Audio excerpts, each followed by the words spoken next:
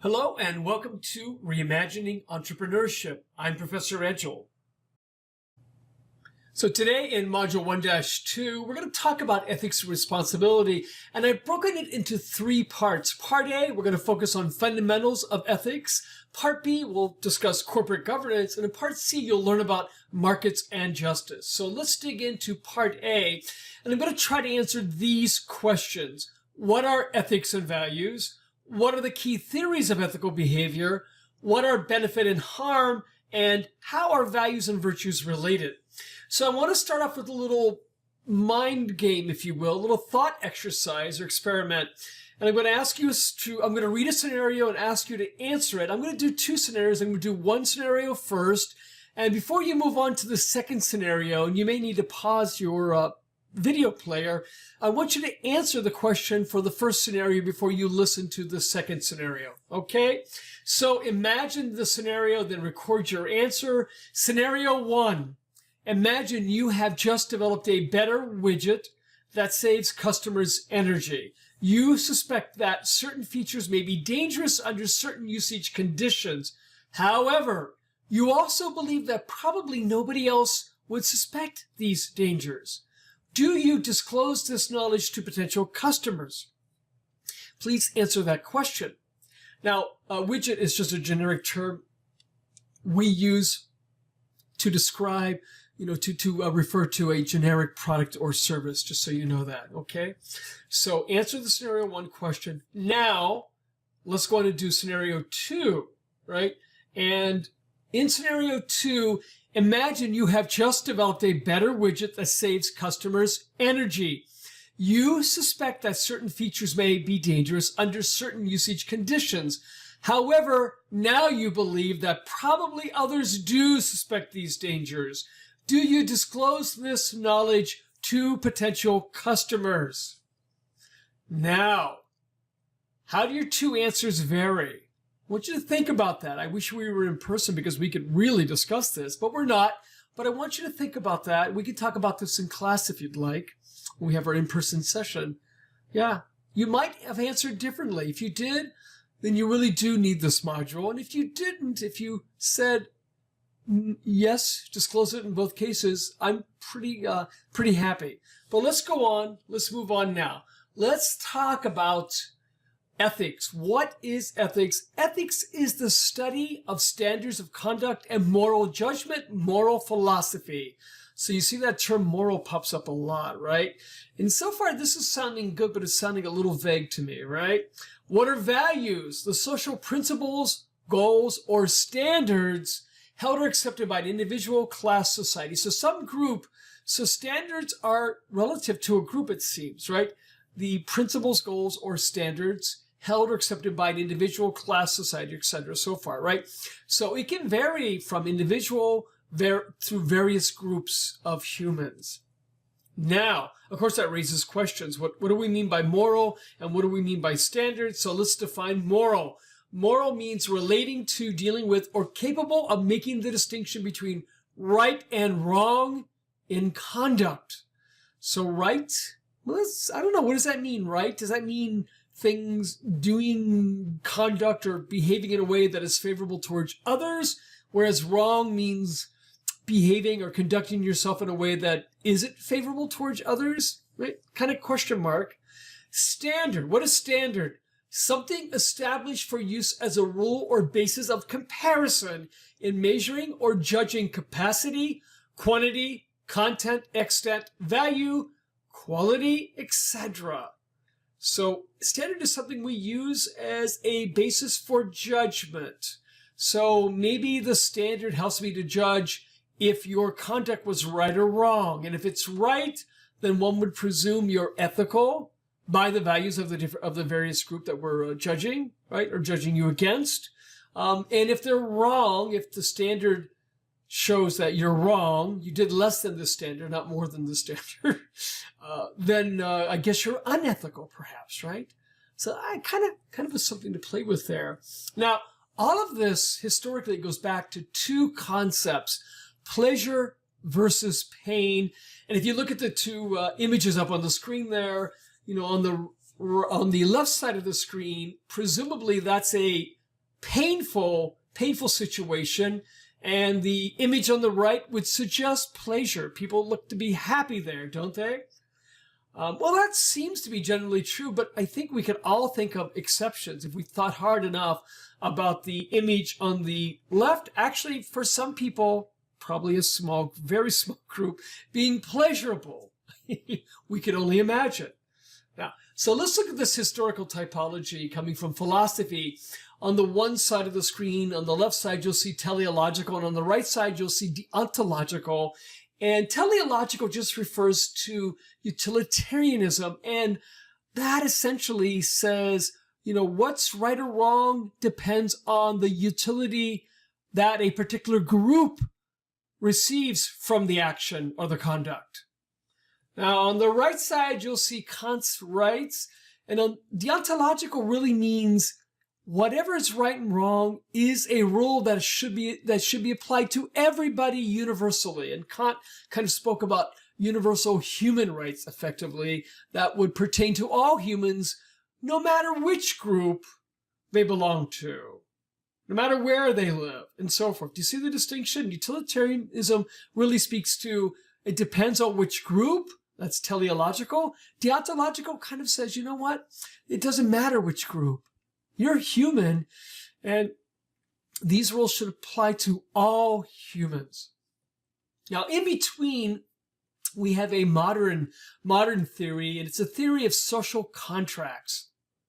And it says that social contracts says that it takes a little bit of both the utilitarianism or ethical relativism of teleological and a bit of the deontological Kant's right or ethical universalism and combines them or integrates them. That's why it's called integrative social contract theory, right? And it says that there are some norms coming from Kant's view that do apply to everybody, and then there are some local norms that can be decided depending on the group. So it tries to integrate the two. And by the way, in a moment, I'm going to go through in more detail each one of these three theories: utilitarianism, social contracts, and Kant's rights. I'm going to go through each one. And again, utilitarianism kind of says that norms are local to the group, whereas ethical universalism or Kant's rights says that they should be hypernorms, e.g. applying to everybody, no matter who they are, as long as you're human. Now, what's really at the heart of this? Well, this really is so much about the group versus the entire population of humans, right? And so if we're doing teleological or utilitarianism, if we're applying that theory to judging ethics and values, we have to think about the question for whom, because we know then the group matters, right? Certainly when we talk about localized norms, we then have to think about the group, because the norms for one group may not be the same as the norms for another group. There may be a group of humans that like to have their heads crushed and find pleasure in that. And even though the bulk of humans, I suspect, don't find pleasure in that. Now, so we might have to think about, when we think about this applied to a firm, am I looking at this from the perspective of the manager, the shareholders, the stakeholders, because the stakeholders are more than just the shareholders, or the entire world, people that are not directly impacted by the firm. Stakeholders are impacted by the firm. Shareholders own the firm. Managers work inside the firm, like employees. So we always have to ask this question, for whom am I judging the situation? Now, under ethical universalism, it is a rule-based concept, and that says that the same standards of what is ethical and what is unethical resonate with peoples of most societies. So regardless of local traditions and cultural norms and history, so we want to apply the same rule to all people. That all peoples living anywhere in the world, perhaps anywhere in the universe, although we haven't found other humans or other life forms in the universe yet. Right? And examples of this would be honesty, trustworthiness, treating others with dignity and respect, practicing the golden rule, that is, don't do unto others that you wouldn't do to yourself, bribery, no bribery, and the United Nations Declaration of Universal Human Rights. These are examples of norms or ethical principles or standards that seem to resonate easily across all groups in the world. What's the appeal of this theory? Well, it draws on collective views of multiple societies and cultures to clearly define ethical and unethical business behaviors, regardless of the operating country. So you don't have to worry which country you're in. You're going to apply the same principles, the same rules, the same standards of conduct in evaluating conduct, right? The same standards for evaluating conduct, no matter where you are in the world. So it simplifies it from a certain perspective. It certainly simplifies the formation of rules because, they're the same. Now, what can be the challenges of this theory? Well, is it reasonable to think that the same rules can be applied universally without adaptation for local cultures, norms, or beliefs? Well, that's a good question. It is difficult.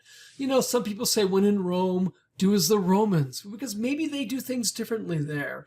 Others say what happens in Vegas stays in Vegas, right? And well, that's maybe norms are different in Vegas than they are in the rest of the country. So, universalism can be difficult at moments because local traditions, cultures, beliefs can, become more important if you're existing in that local culture or tradition, right? So that's the problem here. Now, what's interesting is that there's been some research on hypernorms, and some of the research would suggest that hypernorms are hardwired. They're biologically built into us humans. And another example, one that is very dominant in almost all humans, Homo sapiens across the world, is reciprocal fairness, And I don't want to go into what that is, but it essentially just means that if you treat me unfairly, I'll disagree to play with you, essentially. And we see that around, there's an 80% rejection rate when the share of something reaches, when the share of something reaches 25% or less. So, we humans do have a sense of justice built hardwired into us, no matter where we live in the world, it seems. And so it's kind of interesting. Keep that in the back of your mind as we go throughout this. So universalism does have some basis, clearly, but it's also tough to always be absolute about the rules applying to everybody, no matter where they live, no matter which cultural tradition they honor. And of course, it begs the question for everybody. Now, ethical relativism as a theory, it says it's a performance-based concept, and it says that what is ethical or unethical depends on local customs and social mores and can vary from one country or another, or from one group to the next. Within a country, there may be subcultures, and it may vary from subculture to subculture. So this one, ethical relativism, means that the ethical standards are relative to the group, to the locality. And the appeal of this is that there are few ethical absolutes to judge a company's conduct in various countries. This means, hey, if I don't like the ethical standards in this country, let me just shift operations to this other country where they don't seem to care about those issues. Maybe in the US, we really care about polluting, and in country XYZ, they're more lax about that, right? So let me shift more of my production there because it'll be cheaper. Even though it's still the same impact on the world, I'm still going to emit X amount of tons of carbon into the atmosphere, whether I'm doing it in the US or in country XYZ. But in country XYZ, they don't tax me or they don't push back against that, right? So ethical norms are contoured to fit local customs, traditions, and beliefs about what is fair. And that is the appeal. And of course, the challenges are to this is the determining which group to use as the basis for calculating ethical behavior. Because it does, the moment you start saying, yeah, let me just look at a particular group, it gets really complicated. And countries can become very fragmented. And I think the world can become very fragmented if we go too deep on ethical relativism. I think there's a fragmentation and a danger there, therefore. And of course, you have to ask the question here, for whom? It's always for whom. And I think it gets complicated, very complicated. Is it for the manager? What's good for the manager? Is it what's good for the shareholder? Is it what's good for the stakeholders? Or what's good for the world? And you can get into a lot of conflicts here. What's good for the manager more pay for the manager may not be good for the shareholders because they want more profit. And what's good for those shareholders may not be good for the stakeholders, because to take care of the stakeholders properly, it may come at the expense of some, as we mentioned in Module 1-1, at some cost to the shareholders, right? And certainly taking care of the world may come at a cost to the shareholders and managers. Maybe more difficult. So ethical relativism gets us into this tight spot at times where making one group happy may come at the expense of the other group. And therein lies the problem. And today we live in a world where each group has less distance between us, or between them. Groups have less distance between them. The world's become very dense, and it's only going to get denser. And that brings up lots of questions around the value of ethical relativism. Now, let's talk about integrative social contract theory.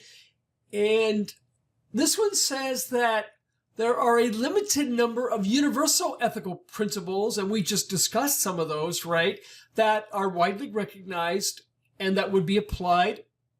And then all other issues of ethical concern are decided according to the local cultures, traditions, values, and so forth, right? So it's a combination of some hypernorms that are universal: trustworthiness, reciprocal fairness, human dignity, and so forth, some of those Universal Declaration of Human Rights, but everything else maybe can be decided locally and can vary, therefore, depending on the group, the culture, the country, the locality. The appeal is, it's a common moral and ethical principles combined to form a social contract. So I've got a contract with the group. Okay, group, you can have some of your local norms, but in exchange, you got to abide by some of these bigger hyper norms. That's why it's a social contract. It's like, we're willing to make a deal with you. You abide by some of these big norms, and the rest you can decide locally. Yeah, this is kind of interesting, as firms may go beyond universal ethical principles and specify local norms. It allows firms to abide by some big universal norms, but then the rest can be done locally. Now, what are the challenges? Well, the challenges are which norms should be or are universal, and to what degree is localization allowed? Yeah, it sounds nice in theory, but now when it comes to actually putting it into practice, we've got to decide which norms are the hyper norms and what else can be decided locally, depending on the group. So this, being consistent with the norms that are hyper norms or universal can be still very challenging because we have to make a decision about that. And again, this begs two questions: for whom, and is it for everybody? Does it work for everybody? But one thing that we've seen in this theory of social contracts is that the universal first order ethical norms should always take precedence, or always, have more power over the local second order or secondary localized norms. So first order norms always matter more than local norms. And this is a little bit like in the US, where federal law always takes precedence over state law, right? So you can think of the US, how we're constructed with our federal laws, and then we have localized state laws.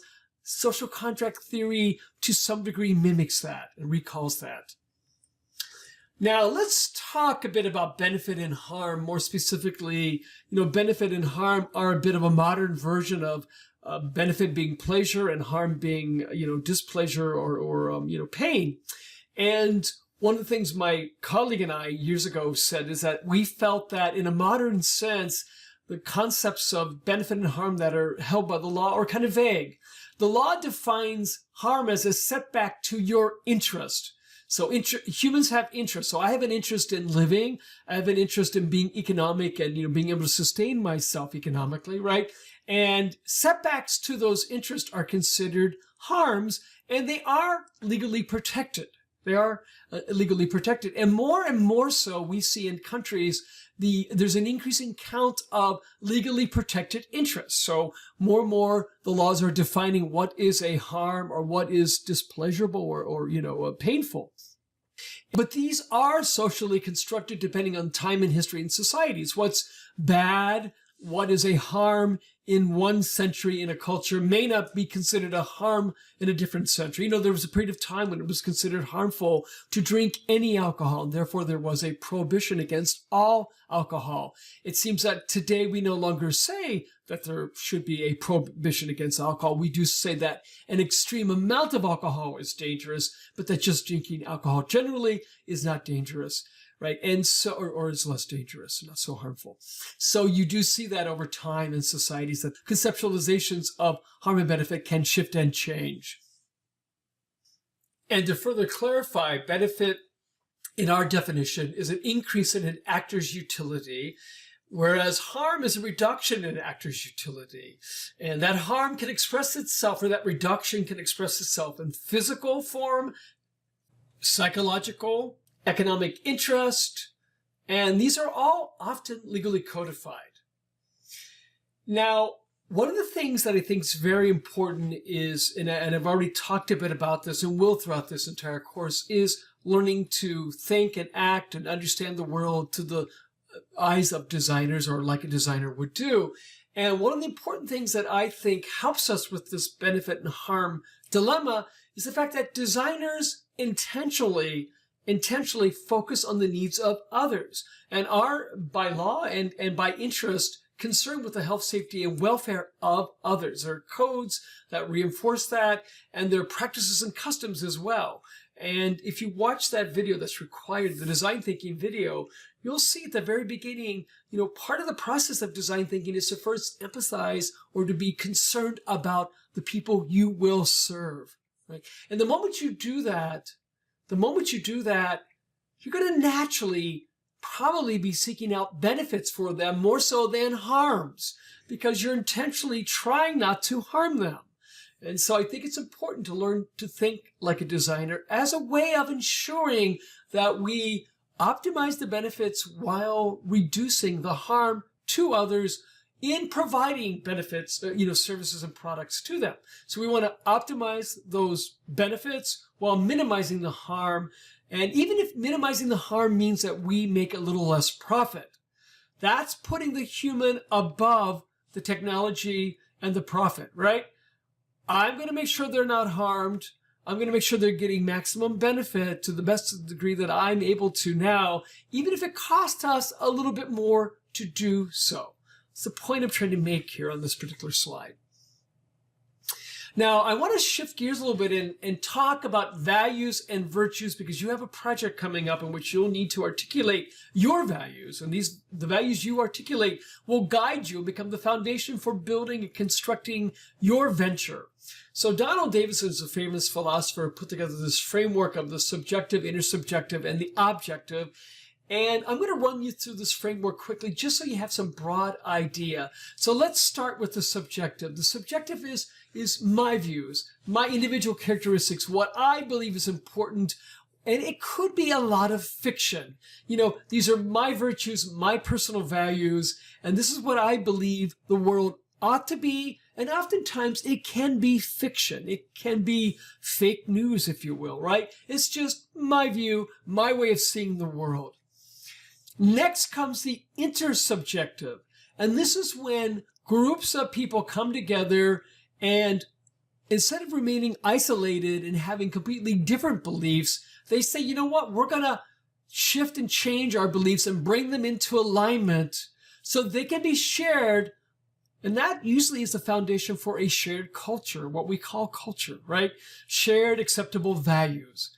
And so those are so the intersubjective phase, if you will, is very important, because if we don't become intersubjective as a group, then we are fragmented and we have trouble making progress. So a team that doesn't reach intersubjective values, if they stick only to the subjective, where each individual has a different opinion about what's going on and what should be done, they're going to have trouble being productive. Just put this in very practical terms, right?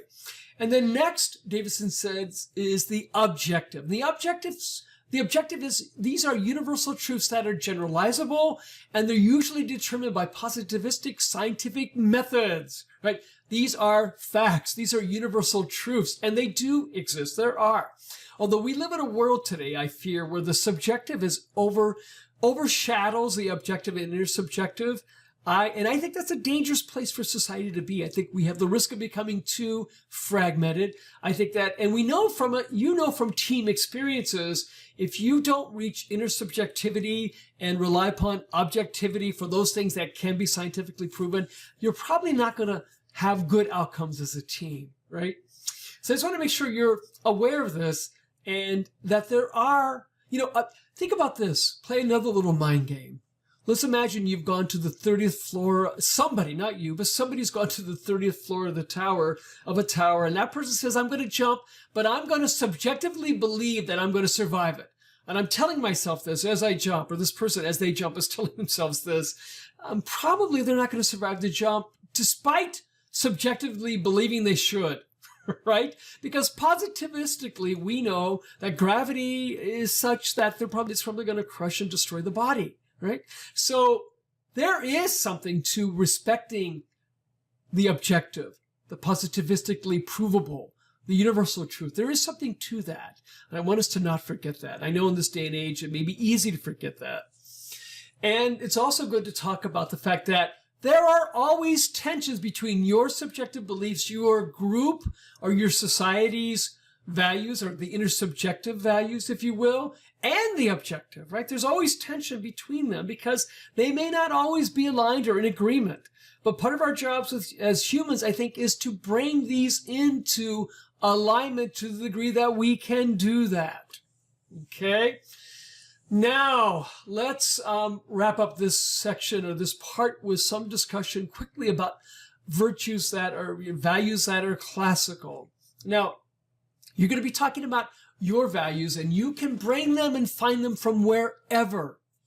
And we've designed that exercise or that assignment so that you are encouraged to pull from your background experiences to develop and give and put forth your virtues and values. But here are 4 that we know that come from the classics, wisdom, courage, moderation, and justice. And I kind of like those. But again, these come from a particular cultural tradition. They're not necessarily universal, and it's up to you to decide yours, but I'm just giving you concrete examples here, and you can read these for yourself. I'm not going to read them to you, and I think most of these you do understand or do know. But I thought I'd give you just a little nudge here by saying, hey, this is what we mean by virtues and values. These are concrete examples, right? And I can judge someone if I chose wisdom as one of the values for my organization. I could judge my organization. Are we being wise in our decisions? When we make decisions, are they sensible, right? Are they sensible? Anyway, let's now move on to module 1-2B, corporate governance. And in this particular part, I want to answer these questions. What is corporate governance? What are the problems associated with corporate governance? And which mechanisms are most useful for solving governance problems? So let's start off with theory and talk about a definition. So let me ask you, what is corporate governance? What is your definition of corporate governance? And I just want you to ponder that for a moment. Think about that. What is corporate governance, huh? What is corporate governance? Well, here's a standard definition, and this comes right out of the textbook, or it's a classic textbook definition. And it says that corporate governance is a relationship among stakeholders. And of course, in the U.S., that typically means that those stakeholders are shareholders, and that this relationship is used to determine and monitor the strategic direction and performance of organizations. So we're concerned with the strategic direction and performance of organizations. And why do we engage in this process, or this relationship that is a kind of process? Why do we do that? Well, it helps us to make strategic decisions more effectively, and it gives a kind of order between owners and senior managers, because sometimes their interests may be in conflict, and we want to establish a kind of order or minimize that conflict in that relationship, or those interests, if you will. And of course, Boatwright, who's a famous researcher on this topic, says, quote unquote, because these various corporate constituencies have different and sometimes conflicting interests. So on the surface, it may seem like, well, of course, everybody wants the same thing from the firm. But if you scratch the surface and start to talk to the various stakeholders, you may learn quickly that they actually don't always have the same intentions vis-a-vis the organization. And that could lead to some complexities and some problems. And again, if a firm isn't united in its stakeholders' objectives, then it may have trouble to move ahead and make progress in the marketplace. It may indeed have difficulty competing if it doesn't know what it wants to do, or if it doesn't have a unified view of its objectives, or a unified view of the place that it wants to go in the marketplace. So stakeholders, well, here's a kind of group of, these are typical stakeholder groups that you might find in a typical firm. And again, I say typical firm. Are there more stakeholders? If you look at a particular firm, yes. But this is a kind of common set of stakeholder groups that one finds almost in all firms. So, of course, who are they? Well, the first group would be owners. So owners and shareholders rightfully expect some form of return on their investment. That's typically what they want. They want more money for what they've invested. Employees, another big group that we typically find in all firms, rightfully expect to be treated with dignity and respect for devoting their energies to the enterprise. And I think you guys can relate to that. We can all relate to that. We've all been employees within an organization. And we know that we like to be respected for what we give to the firm. Customers expect the seller to provide them with a reliable, safe product or service. So that value you provide to them should be reliable, safe, and you should adequately disclose information about that value that you're providing in the marketplace so that customers can make good decisions. Suppliers, on the other hand, rightfully expect to have an equitable relationship with firms that they supply, and they want to be treated fairly, of course. They don't want to have too much pressure put upon them. And of course, you can imagine if you're a supplier to Walmart, certainly Walmart has a lot of power there, correct? I think we can all imagine that because Walmart is such a dominant player in the retail market space. And because of that, they're able to put quite a bit of pressure on suppliers, and sometimes suppliers don't like that. So we know that's a case where suppliers sometimes feel a little too pressured by the main player, Walmart being the case here. Then lastly, the community. Often communities rightfully expect businesses to be good citizens, so essentially employ people fairly, take care of the environment, don't dirty up or muck up the local environment, and certainly maybe help participate in the community by giving back a little bit, supporting the arts or so forth. These are the most common set of stakeholders one would find in a firm. And of course, how they're involved in the firm varies a bit depending on the model of the firm. And if you think back to last week, we talked about the two basic models of the firm that are used today, the contractual-based model, or the contractual view model, and the stakeholder view model. In the stakeholder view model, all of these stakeholder groups would have some say in setting the direction and allocation of benefits for the firm. In the contractual-based model, well, probably the community wouldn't, and the others here would have a say depending on how the contract is written, right? So we'd have to look to the contract to understand their role vis-a-vis the firm. So anyway, those are stakeholders, and when you kind of look at stakeholders for your firms, I want you to keep in mind that you're going to look beyond these groups. These are a common set of stakeholder groups, but your firm will indeed probably have others.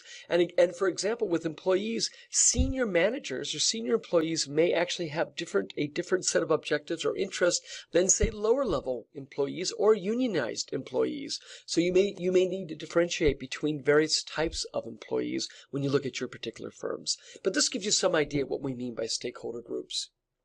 Now, governance models, we, of course, talked about them last week, contractual and stakeholder-based models. And the part of the required reading for this module was, of course, the Models of Corporate Governance, the article by Larker and Taran. And I put up a map here of the world, and this is the 2010 CPI index. It didn't change much for 2011 and 2012, maybe a little bit. And first of all, when you look at this map, of the world, what are you seeing? Well, it's the red is showing us the areas of the world. The darker the red, the more corrupt those areas are.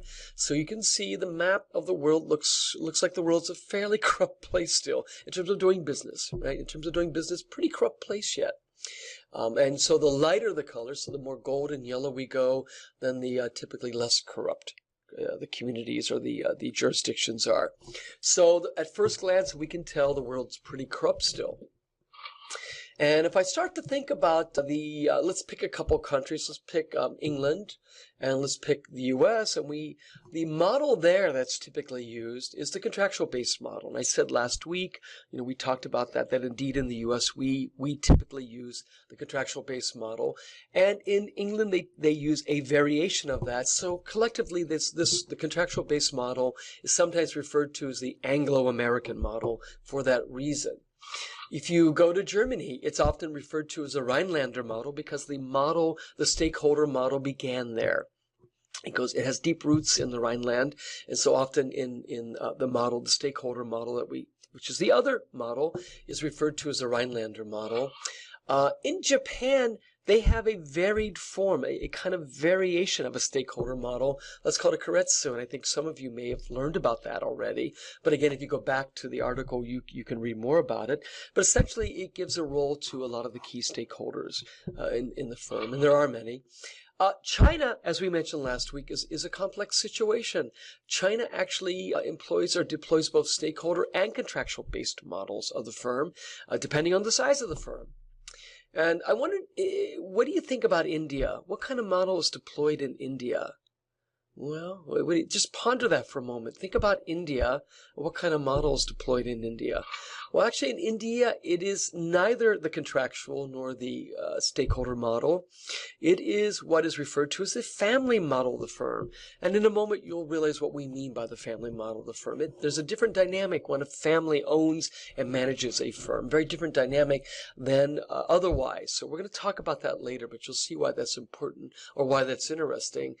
And as for the other areas of the world, I'll leave that up to you to go dig around and read the article and kind of get a little more insight about that. But we've just here very quickly covered the top models deployed in the world. Now, what's really interesting is that if the world is a corrupt place, and it seems that indeed it is by some metrics, indeed it is a kind of corrupt place or difficult place maybe to do business. If that is the case, then what value does corporate governance bring to this situation? Well, here's an indicator of the value of corporate governance. Institutional investors, and we've done research on this, they are willing to pay more for firms or invest more in firms that have good corporate governance practices. And in fact, they're willing to pay anywhere from 11% more to 40% more for the stock of firms that demonstrate that they have indeed good corporate governance practices. And that premium, that 40%, the high end that you see there, plays out in the most corrupt countries. Well, that kind of makes sense. If I want to be in a corrupt country and I want to play there and have investments there, then indeed I want to make sure the corporate governance is pretty darn good because I want to make sure my odds are better at getting some value back from my investment.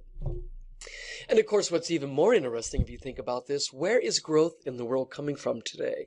Is it coming from the gold and yellow zones? Probably not, right? It's coming from the orange and red and dark red zones. That's where growth in the future is going to come from. So if you want to make returns and you want to invest in firms, you're going to find those firms moving into these, if not already there, moving into these other areas of the world, naturally, of course. And so again, more than ever, corporate governance probably does matter, and investors are willing to pay a premium for it.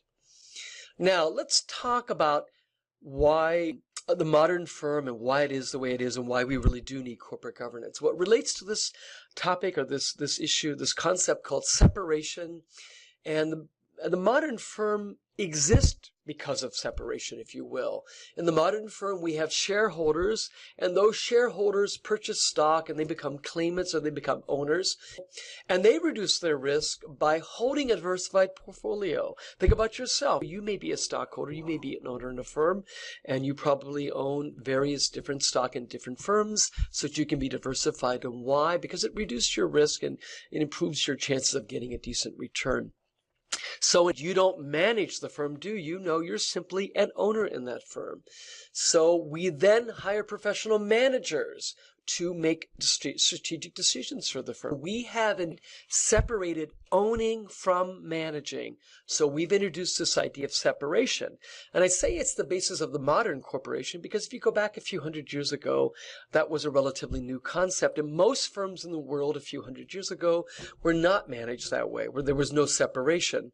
The owner actually managed the firm. So it was a kind of completely different dynamic.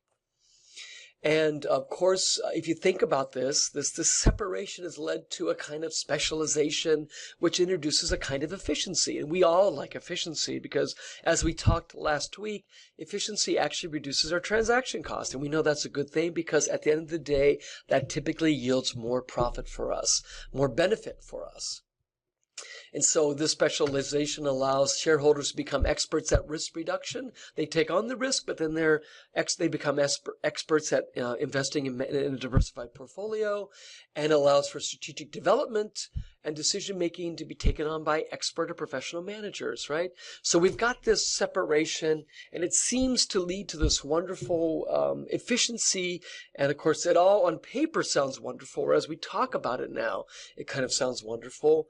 But, and it does, theoretically seem wonderful. We've created what is now known as a agency relationship. We have shareholders who are principals, who are the owners, and they take on the risk. They hire, technically, de facto, we hire managers who are our agents, and the agents are hired to make good decisions on our behalf, correct? And we've made this separation. And of course, by doing so, by hiring them, we've created an agency relationship, and we pay compensation to the managers as specialists to make good decisions for us. So this is all sounding pretty darn good, right? It looks like a very good arrangement. It seems very logical. And we've created this thing that we call a fiduciary relationship. And that just means that the managers or the agents have to look out, or by law are supposed to look out for the interest of the principals. Think about if you've ever bought real estate, you hire an agent. Effectively, you've hired an agent, and the agent is supposed to look out for your best interests. They're supposed to get you the best deal possible.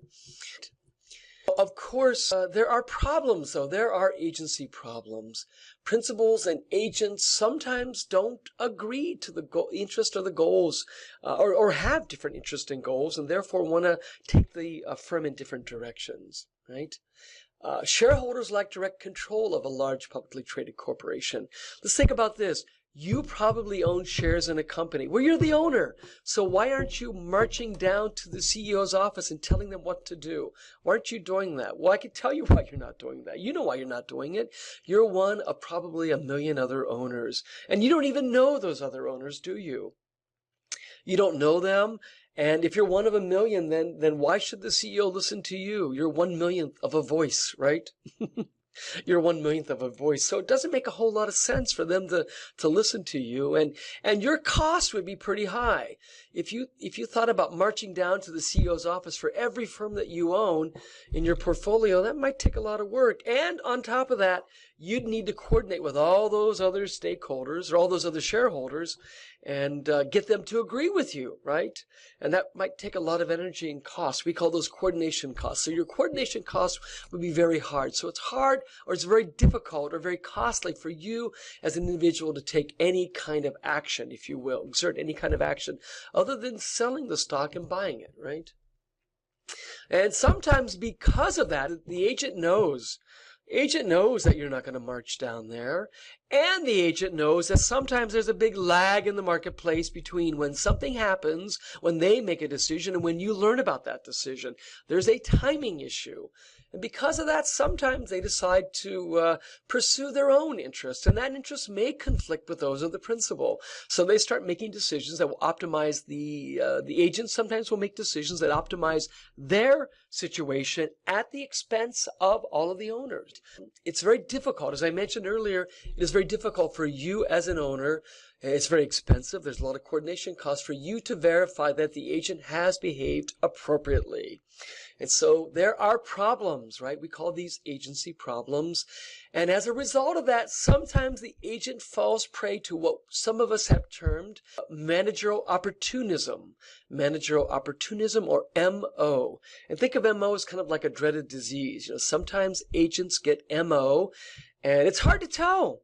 It's hard to tell. Sometimes the best people, get MO, right? We all get a little sick every now and then, don't we? We all catch a cold. We try not to. We think we're good people, not going to catch a cold, but indeed we do. Well, sometimes good agents actually fall prey to managerial opportunism, MO. What happens? Well, managerial opportunism, it's kind of when an agent says, I've had it with looking out for, I've had it with the fiduciary relationship and looking out for the owners. They don't even come down and visit me anyway. They don't even care. So I'm going to look out for me. I'm going to try to get what I can get out of this firm. And kind of, they adopt a pretty bad attitude, and their behavior start following that attitude, right? And they start to deceive, essentially, And the problem with managerial opportunism, the problem with it is that it prevents wealth optimization or shareholder wealth optimization, which typically has traditionally been the goal of the owner-principal agency arrangement, right? So it kind of undermines the whole goal that we typically have with setting up an agency relationship, and that is to optimize, to allow for specialization, to have separation, to have specialization, and to have greater efficiencies, which introduce more profit. But MO often fights that, and we know that from research that it does. And you'll see on the screen here, I've popped up two symbols, the shark and the scaredy cat. And I'll talk about those in a moment, but those are my symbols for managers who have fallen prey to MO. So let's look at a manager morality typology that's been developed and kind of used throughout the ethics literature.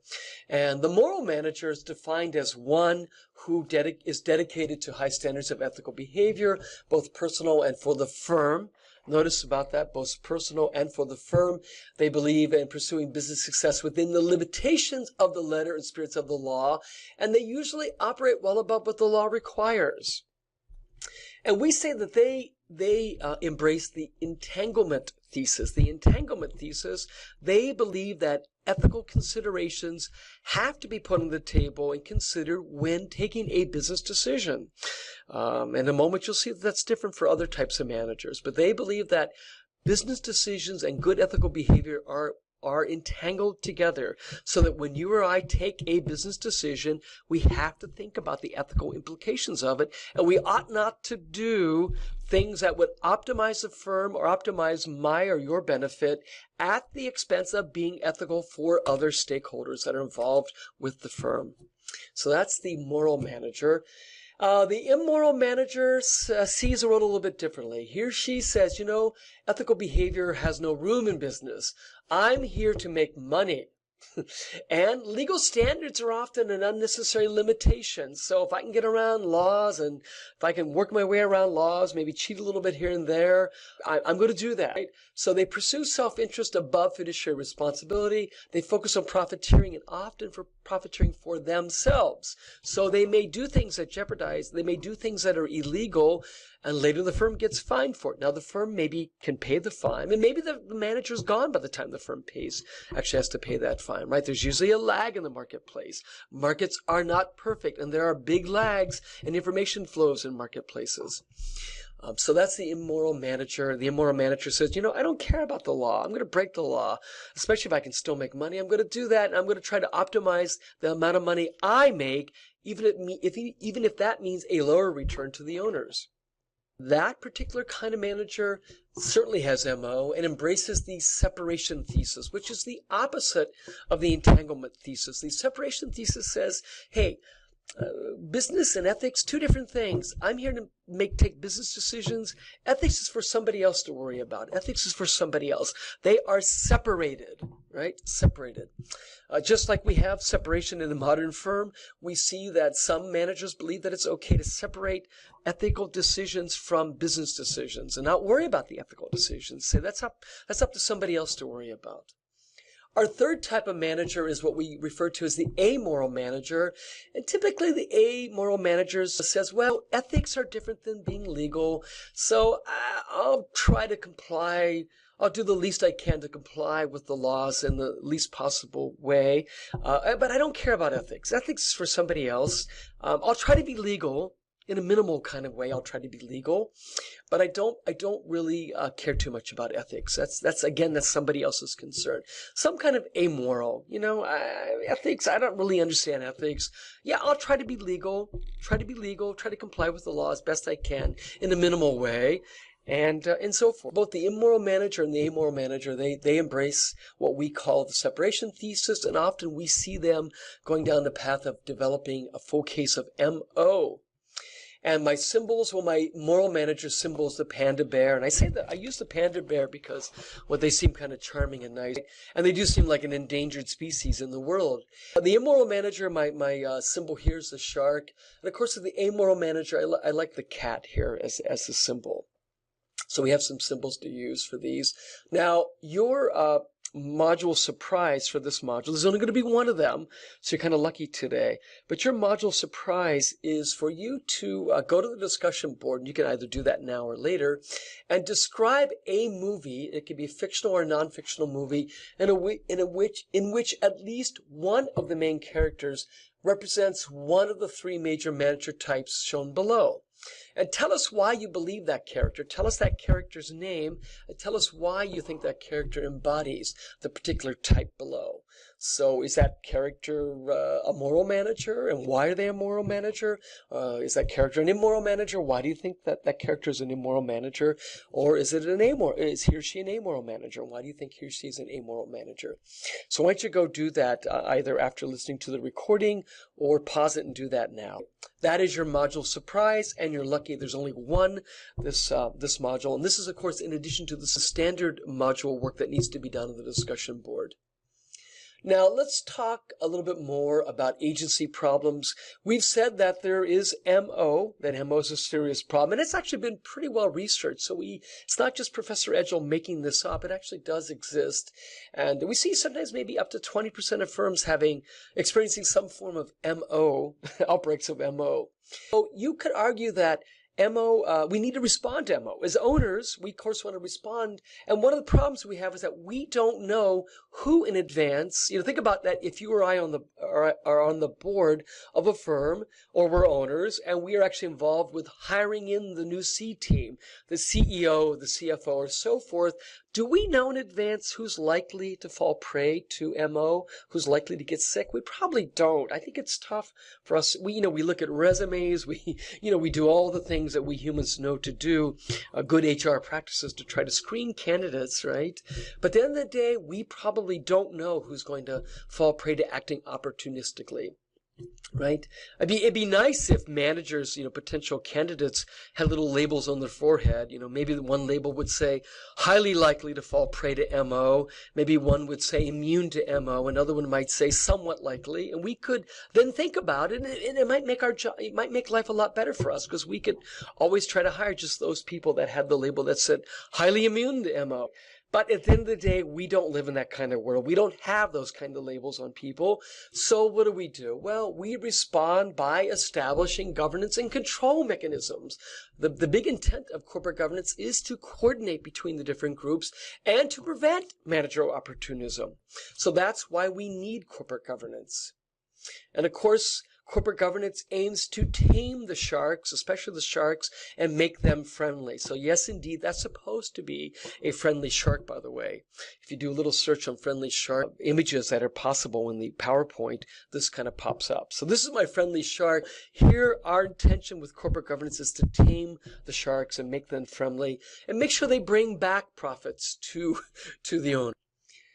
Now, let's talk about the corporate governance mechanisms that help us to kind of tame or avoid having our agents fall prey to MO. And we're going to talk about these step by step here. So our first mechanism is what we refer to as ownership concentration. Ownership concentration. And what is ownership concentration? Think about that for a minute. What is ownership concentration? Well, let me ask you this question. If a firm has one owner, is ownership highly concentrated or is it dilute? Well, one owner is highly concentrated, right? One owner is highly concentrated. If, on the other hand, we have a publicly traded corporation, and that corporation has 1 million owners, we'd say it's not very concentrated, right? Very dilute. And as we've already talked, diluted ownership or non-concentrated ownership introduces a lot of problems, does it not? Yeah. Owners can't exert much control if there's a lot of them or there's a whole bunch of them.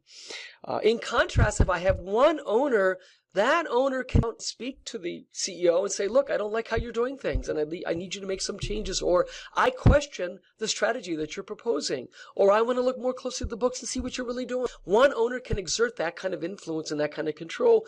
1 million owners can't do that. For what? For the reasons of coordination costs. Very difficult to do.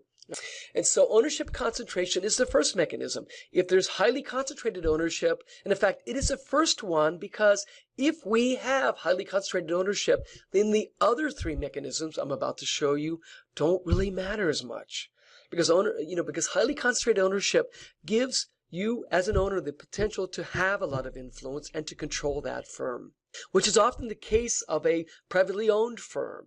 Privately owned firm may have one owner, and therefore the other mechanisms, and therefore corporate governance is to some degree a little bit less important. Not entirely less important, but it's a little bit less important because of that. So then the second mechanism is what we call board of directors. Board of directors. So if you don't have strong ownership concentration, then you need a board of directors that's strong. The third mechanism is called executive compensation, and the fourth one is called the market for corporate control. Now, I've talked to you about ownership concentration. So highly concentrated means that all the stock is owned by one owner. Non-concentrated or very diluted ownership would be 1 million owners, which is typical of a publicly traded corporation. Board of directors are those actors who represent the firm's owners by monitoring top-level managers' strategic decisions. So a board of directors acts as a proxy for concentrated ownership. So if I don't have concentrated ownership, but I like the power that comes from having concentrated ownership, I then have a board of directors who in effect acts like a concentrated owner, right? That's essentially what it's doing. Board of directors is there to be a proxy for concentrated ownership. And then the third mechanism, I think you kind of understand quite a bit, executive compensation. So we can use salary, bonuses, and long-term incentives to align managers and shareholders' interests. I can use, if you're a C-level member, I can help to influence you in a positive way by attaching your interest to the long-term performance of the firm. If I do so, then maybe you'll behave in a way that's viewed more appropriately by the shareholders. And then, of course, the last mechanism, mechanism 4, is what we refer to as the market for corporate control. And what is that? What is that mechanism? Before I flash up the answer on the screen there, what is that mechanism? Well, that mechanism is the potential threat that a firm may buy another firm, right? So think about hostile takeover. So why is that a mechanism for good corporate governance? Why is that? Think about that for a minute. Why is that a mechanism for good corporate governance? Well, it is because the threat that the firm will be taken over may be enough to theoretically put a little fear into the C team so they do a better job of managing the firm. Because what happens to the C team if the firm is taken over by another firm? Typically, they lose their jobs. Now, indeed, I know some of you are already saying this to me. Well, Professor Edgell, don't they all have golden parachutes? Well, yes, they do. Often have those beautiful contracts that tell them they'll get 10, 20, 30, 40 million dollars if they lose their job for any reason. So if they're asked to leave, they may leave with a big settlement. And of course, that may undermine the threat a little bit. And some argue that the market for corporate control is undermined by these wonderful big golden parachutes. And so certainly that mechanism may not be that effective. But what's kind of interesting is If you think about mechanism 2, board of directors, they then determine executive compensation, so the effectiveness of mechanism 3, and to some degree mechanism 4, because who allows the C team members to have golden parachutes? Well, they negotiate that when they're coming on board or coming into the firm. And of course, who negotiates with the C team, right? It is the board who negotiates with the C team and allows them to have their golden parachutes. So it's kind of an interesting phenomena that executive compensation and market for corporate control are only as good as the board allows them to be good mechanisms, right? Or enables them to be good mechanisms. Now, we're not going to talk about the 3 that are up here in red, but we are going to talk more about the board, because the board, as we know by now, the board is the most important aspect of these mechanisms. It is the most important mechanism if indeed you don't have concentrated ownership. So let's talk more about these mechanisms, or talk more about boards. So boards, well, the first lesson about boards is that they do not direct or manage the business. I know we say they are a board of directors, but they don't direct it in the classic sense of managing the firm. But they do some things. So these are the typical 3 mandates of a board. The number 1 mandate of the board is to monitor the strategy, the results, and the environment of the firm. We've hired agents to work for us. So the agents are supposed to propose and enact strategies. The board is there not to make the strategy. The board is there to monitor the strategy and to agree to the options that are put forth by the agents, right? So there's a clear distinction. There should be a clear distinction. The moment the board actually has to engage in formulating the strategy, then indeed they're actually taking on some of the role of the agent that we've hired. So why hire an agent if you're going to use your board? The board, on the other hand, is there to act as our proxy, right, for concentrated ownership. So they're supposed to be carefully, with expertise, watching over the managers, right, watching over the managers, monitoring. And we do this monitoring through committees. And in a moment, we'll talk about these committees. Number 2 is to evaluate and influence. So management proposes decisions, proposes new strategies, and the board is supposed to evaluate the options that are proposed and vote on them and say, yeah, looks like a good option, or no, doesn't look like a good option. I have some questions. I want you to go back and reformulate a new option in response to our questions today, or come back with answers to our questions before we actually approve that particular strategy you, the agent, has proposed, right? So here in point 2, they evaluate and influence the C-level team, and they're looking, of course, upon management decisions. They're looking at the business policies that are being proposed by the C team, and of course the various actions and processes within the firm that the C team wants to enact. Now, there is some actual work besides monitoring and evaluation that the board does, and the board gets involved in crafting the vision and giving strategic options sometimes. So, for example, they certainly do want to craft the vision because they need to set the direction for the firm, and we'll talk later, I think in our next module, about actual vision. But when we get the vision, you'll see that indeed the board does get very much involved with setting the vision because that sets the direction for the firm. And of course, sometimes the board may actually have to give an option. Let's say the C team has brought 3 options to the board, and let's say that all 3 options have problems, or none of them seem clearly strong. The board may say, look, have you thought about this one? Here's a 4th option. So they actually may get involved. If they need to, they may get involved in setting some options as well. So that's the basic mandate for boards. So again, they're not managing the firm on a daily basis. They're not enacting strategy. They're not even supposed to really craft the strategy, because we've hired professional agents to do that. The board, on the other hand, is supposed to be our ownership, the representatives of us as owners. They're supposed to represent us, the owners. Now, let's talk about some of the typical committees that we find on a board. And these are just the typical committees. There may be other committees as well. But number 1 is the audit committee. And I think I don't need to explain that one. I think you know what the audit committee does. The audit committee, of course, verifies the books, and says the practices of the firm are indeed good and solid and reliable and honest and so forth. And they would coordinate with the external auditors as well. Number 2 is the compensation committee. What does the compensation committee do? Think about that for a minute. Well, the compensation committee looks at the compensation package. It says, well, For the C team, here's the kind of stock options we want to get. Here's the kind of bonuses and so forth, right? Number 3 is a very interesting committee. It is the nominating committee. Nominating committee. Why is that interesting? Who are we nominating? Well, let me ask you this question. How do directors get onto boards? How do I get onto? You want to be on a board? How do you get onto that board? Well, you need to be nominated by the board itself. The board nominates new members to come onto the board. Of course, there are finite terms to board membership. So if you're on the board, you may be there for 4 years, and at the end of those 4 years, you need to go, and there needs to be a replacement. And how does somebody replace a person on the board? Well, they are nominated by the board. Now, Professor, I know as an owner of stock, I get to vote on the board members because I'm an owner. Well, that is true. But typically you vote on what? You vote on one of 3 people that have been nominated by the board. Typically 3 names are put forth. And so who really is determining who sits on the board? Well, it's the board, because the board puts 3 people forth as contenders for that board position, and the owners vote on it. But at the end of the day, do I really care which one of the 3 get on? Let's say they're all 3 my friends. I like them all. I don't care which one. So I, as a board member who's on the nominating committee, have a heavy hand in framing and determining who's going to get on the board, because I get to be a part of picking the 3 nominees, right? So interesting. The board actually picks its own members effectively. Number 4 is the stock option committee. And why is that interesting?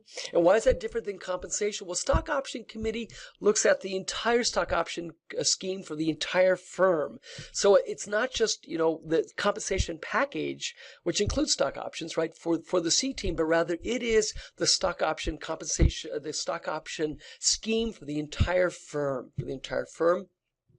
5 is called the Corporate Governance Committee, and they look at the operating policies and the governance policies of the firm. They want to make sure the firm is abiding by best practices, so they look at benchmarking and so forth. They want to make sure that the firm is engaging in good corporate governance. And if you go back a few slides, remember we talked about the value of good corporate governance, and we said that can increase the firm's or institutional investors, for example, are likely to pay more if you can demonstrate you've got good corporate governance policies. Committee 6 is what we call the Executive Committee. What is the Executive Committee? What is the Executive Committee? Well, they take care of the functioning of the board. So the chairperson would be on the Executive Committee, and they determine when the committee is going to meet and what kind of discussion points will be on the committee meeting agenda, and which particular decision is going to be taken and when they're going to be taken. So the Executive Committee is really concerned about the functioning of the board. Now, I mentioned earlier that, corporate governance is the key mechanism for solving agency problems. But do boards always solve agency problems? Do they always solve agency problems, or do they sometimes create more agency problems? Well, we're going to dig into that issue in just a moment, but I want you to ponder that. Think about that for a moment.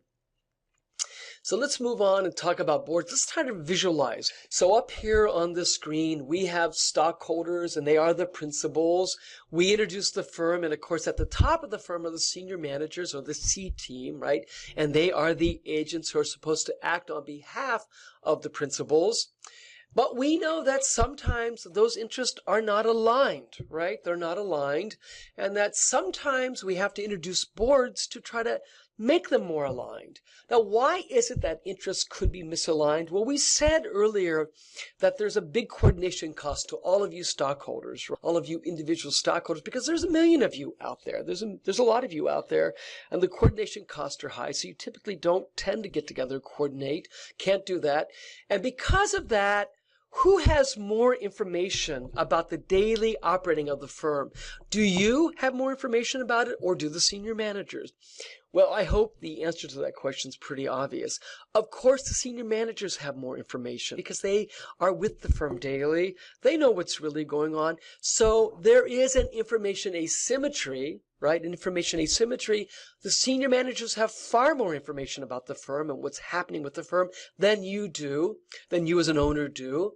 And therefore, we introduce boards to try to correct for that information asymmetry, because boards should, in effect, they reduce coordination cost, as we've talked about, but they also should have expertise in this industry and be able to challenge and question and adequately monitor the results and say, hey, I think this is good what's happening, or it's not so good. They need to have that expertise because they are, in effect, supposed to balance out that alignment of that misalignment of information, or that information asymmetry. They're supposed to make it more symmetrical. That's what they're attempting to do for us. But there are problems sometimes. Boards sometimes have problems. And we talked earlier about managerial opportunism, and the actual way that managerial opportunism shows up is in two forms. It's in the form of product diversification or the use of free cash flows. And so think about this. If I'm a senior manager and I, over time, have made the firm overly diversified, I've made all these crazy kinds of new product lines. And let's say the board thought in good faith, really thought that the new product lines were going to earn more money. Then they may have approved the plans for the new product lines, but sometimes new product lines get introduced and they effectively aren't very good and they don't make a lot of money. But at the same time that the senior manager, let's say the CEO, is proposing this new plan for more diversified product lines, they actually ask for more compensation because they say, look, we're going to have to build these new product lines and I'm going to have to take on a lot of responsibility to do that, and therefore I need more compensation. Now don't worry, in 3 years when we've built those new product lines and they're out there and they're working and running fully, we'll start to get a return. So don't you worry, in 3 years you'll get a return, but I need more compensation starting today because I'm going to have to start to build those additional product lines today. Right? And so what's kind of interesting is that you could start to propose interesting ideas, but those ideas actually may not be that good. And if you've got a weak board, they may not even realize that the ideas aren't that good. And we'll talk in a moment why a board might be weak, quote unquote weak. And so you might indeed get away with overly diversifying the product line, and you might gain more compensation as a result of that. And at the same time, you may reduce your managerial employment risk. You may reduce the risk that you'll get fired because it is more difficult to find someone. The more diversified and crazy and wildly different you make that portfolio, the less likely the board is. It is less likely that the board will be able to find a CEO who could step in and manage that particular kind of very diversified portfolio. None will have had that kind of experience. So you actually reduce the risk of you getting fired. If you're CEO, in this case, you being the CEO, you reduce your risk of getting fired and increase your compensation, even if you're introducing product lines that you really secretly don't think are going to actually produce much incremental benefit to the firm long term. But the problem is that we don't know this as shareholders. Oh, those announcements are made. We're going to add these new product lines and sales are expected to go up later, in 2 or 3 years. Well, 2 or 3 years rolls around and sales may not have gone up. But that CEO, she or he may be gone. There's a big lag in information in marketplaces, and certainly that's a problem.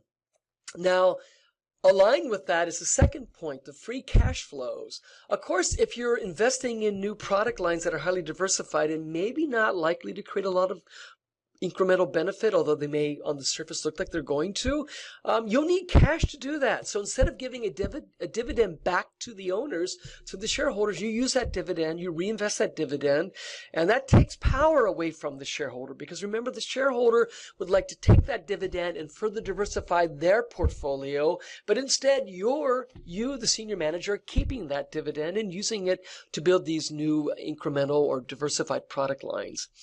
So it's kind of interesting. If you see a firm, so 2 red flags. If you see a firm that looks overly diversified and the free cash flows aren't there and seem to be, dividends aren't being paid, and it seems like it's all being pushed back into the firm for these maybe not so interesting product lines, you might want to question what's going on. Those could be red flags that there's some MO, that the firm is experiencing some MO at the top. So think about that. And if you think it's not true, let's think about the case of Disney. Michael Eisner was CEO years ago on the board of Disney. And let's talk about how normally I would do this in person, and we would kind of play this little game, and I would have you help me enact this little game of Michael Eisner being the CEO of Disney.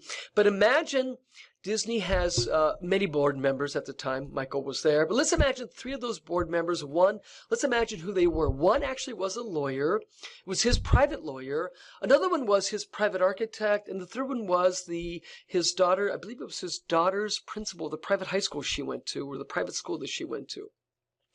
Think about this. Michael Eisner is the CEO, and he's come to the board with a proposal to diversify the product lines of Disney. And in the proposal, he says, in 3 to 5 years, we're going to see incredible revenues coming in from these new product lines. And now the board is set to take a vote. And those three members are on the board.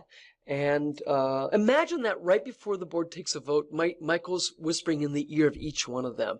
And imagine that this is what he's whispering in their ears. Let's imagine to the lawyer, he whispers, and, if you pass this, if you prove this plan and I get increased compensation, I think I'll be able to buy some more land and build a house next year. And if I buy more land and build another house, I'll need a lawyer to handle all these transactions for me, right? So I'll need you to take on some more business for me. So he whispers that in the ear of the lawyer. And then he goes to the architect and says, whispers in the ear of the architect, look, if you pass this plan and I get more compensation, then indeed I'll probably build a new house next year. We'll need yet another house. And if we need another house, we're going to need you to make the plans, to design it for us and to help us to build it. And that means revenues for you, right? And then he goes to the school, to the principal of his daughter's school, and he says, look, I know you want to put a new wing on the school, and if you vote favorably on this plan that I propose and I get more compensation, then we'll be able to give you a donation to that new wing on the school. And I'll be able to do that and help you, right? Now, you might say, why? Why is an architect on the board of Disney? Well, Disney builds a lot of things, so you could argue they need that kind of expertise. Why is a principal on the board? Well, Disney does a lot of things for kids, right? So, of course, having a principal on the board might make sense at some level. And, of course, you always need a lawyer for anything you do. So that kind of expertise might be useful, too. So in some way, shape, or form, you might argue these are good people to have on the board. Now, how did they get on the board? Oh, let's go back and think about that. The vote hasn't been taken yet. We've heard what Michael's whispered in their ears, but how did they get on the board? Well, remember, the board was nominating, and is the CEO on the board? And in those days, the CEO could have been a part of the nominating committee. So wouldn't you recommend that your friends that are nominated? I mean, you could say you vouch for them personally. I know the lawyer, he's been a good lawyer. I know the architect, he or she's been a good architect. I know the principal, and that school's a darn good school. Principal's good. So they might have gotten nominated very easily. And who? The other board members on the committee, the nominating committee, might not have questioned it and said, fine. So we find ourselves with these members on the board. So the vote is taken. And how do you think those members are going to vote? And let's say those members have influence over other members on the board. Are they going to vote in favor of the plan that's been proposed? Well, of course they are. You know the answer to that. They're human. Yeah. Conflicts of interest, right? Conflicts of interest. Yeah, they're going to vote on that plan. Yeah, it looks good to them. In fact, they may not even read the plan. It looks so good to them, right? They may not even read the plan because they've already decided this is a good idea because there's something in it for them, right? There's something in it for them. Now, you could say to me, Professor, that was a few years back, and since then we've had SOX, and with SOX, Sarbanes-Oxley, we're no longer allowed to have these direct conflicts of interest. Well, that's true. We can no longer have these direct conflicts of interest. But in a moment, we're going to talk about other conflicts of interest that seem to persist and bother and create problems on board still to this day.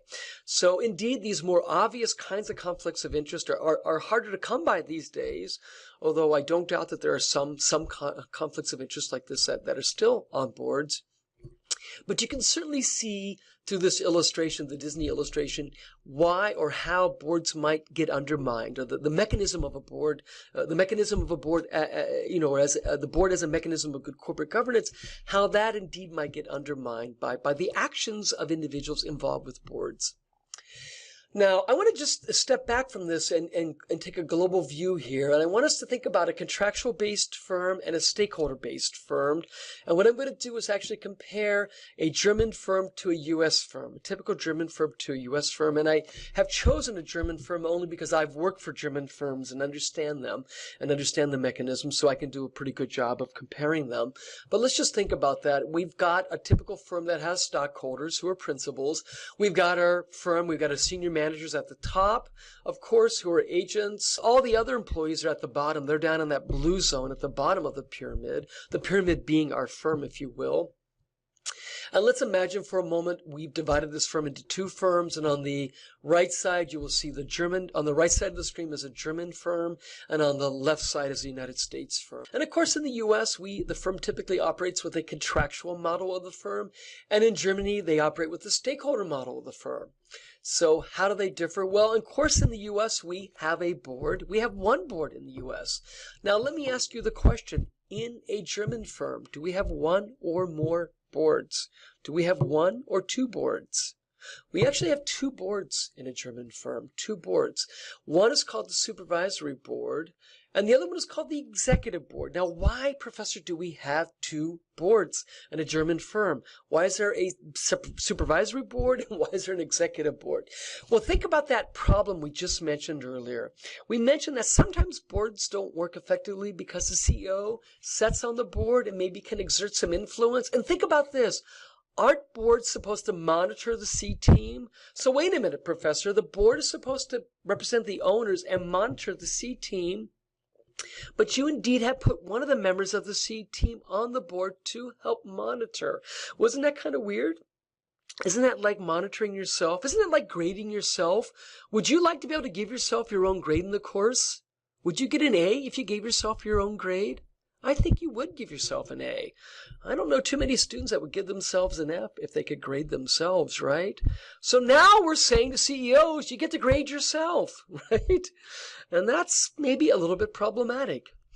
So in German firms, we have a supervisory board that's separate from the executive board, and in that supervisory board does not have a CEO on it. In fact, it has no C team member on it. There is a liaison from the C team, not the CEO, by the way. The liaison from the C team brings the plans over, and the supervisory board independently votes on those plans, right?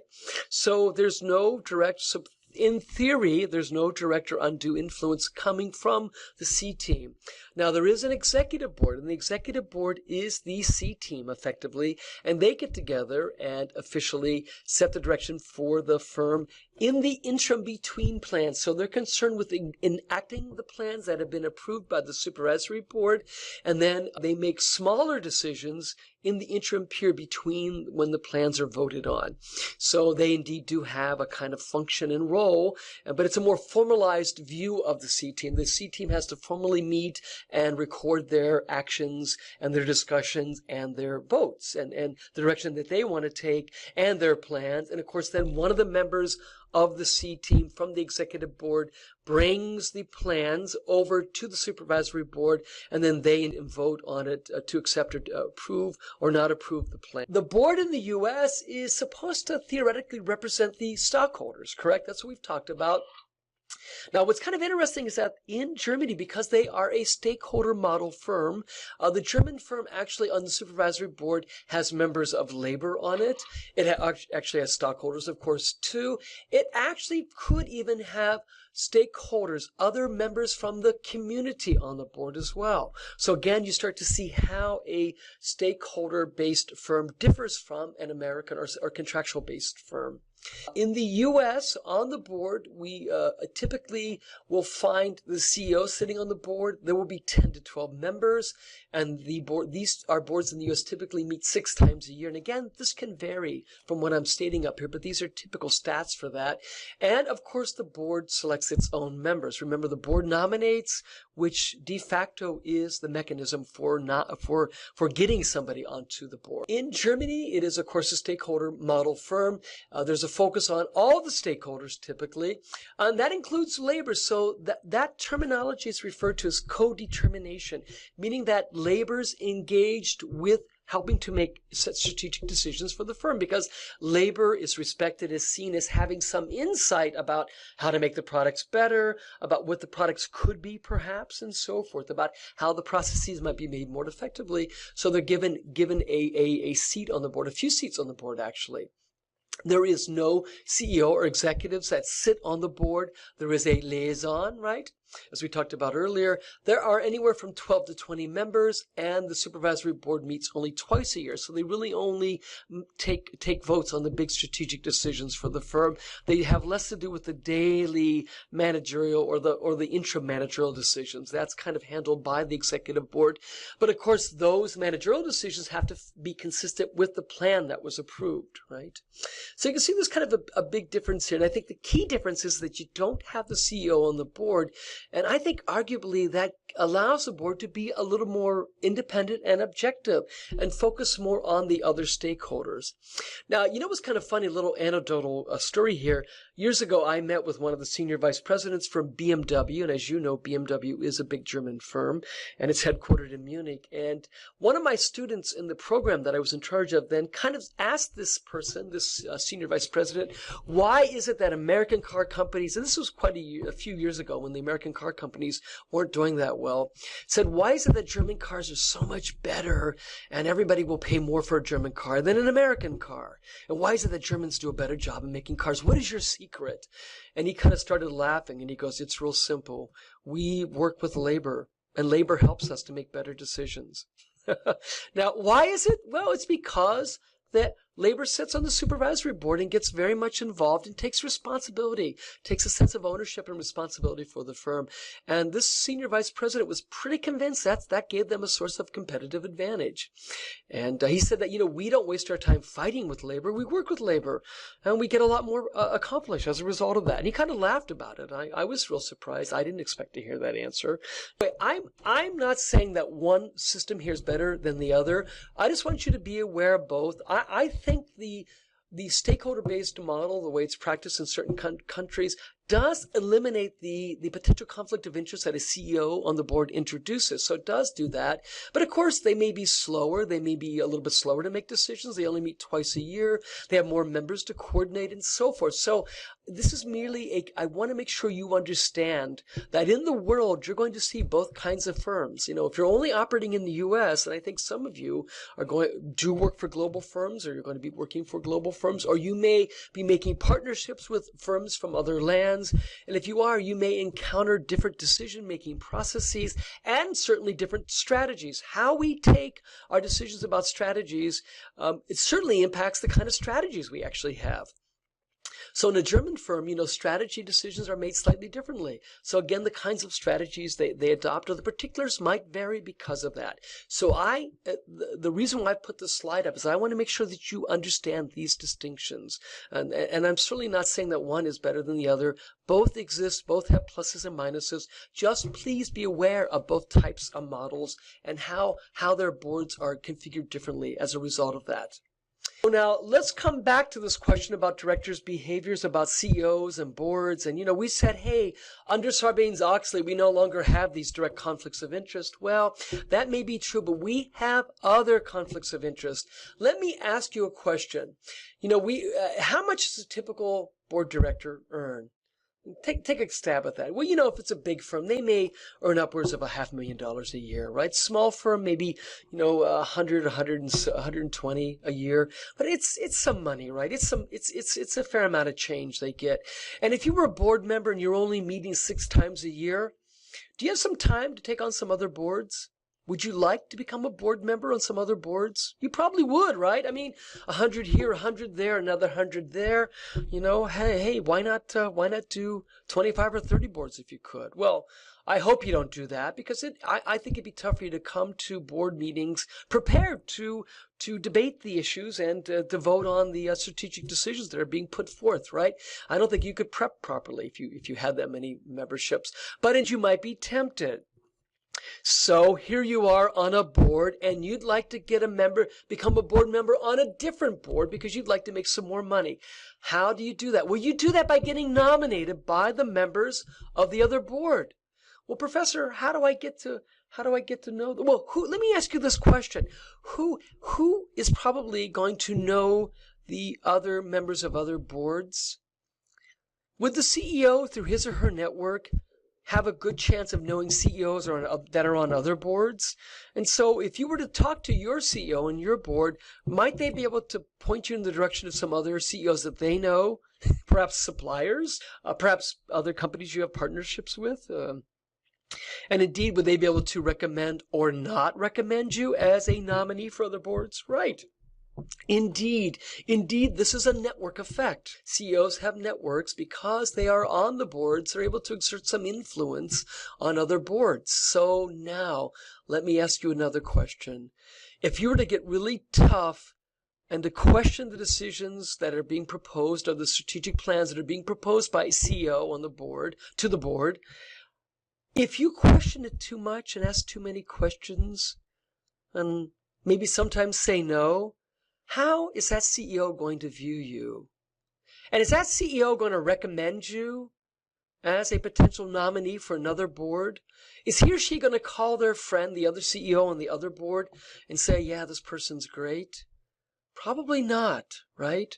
So if you're really tough and really question things, if you engage in really monitoring and asking hard questions and doing your research on behalf of those owners or those other stakeholders, if you do that, how's that CEO going to view you?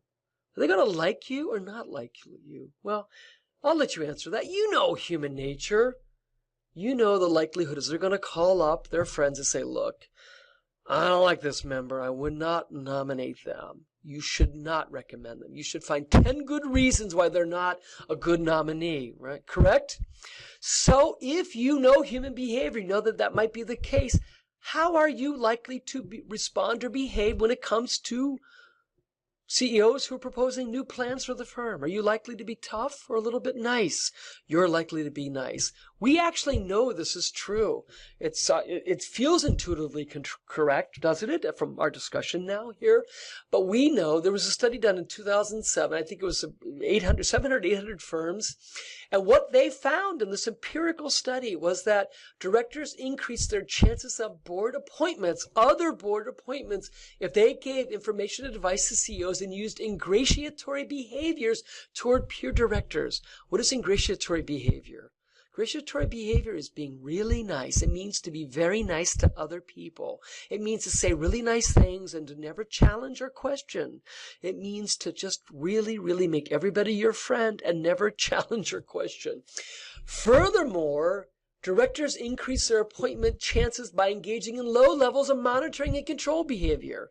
What does that mean? It means to never question. It means to not control. It means to just go along with everything and say yes to all plans that are presented.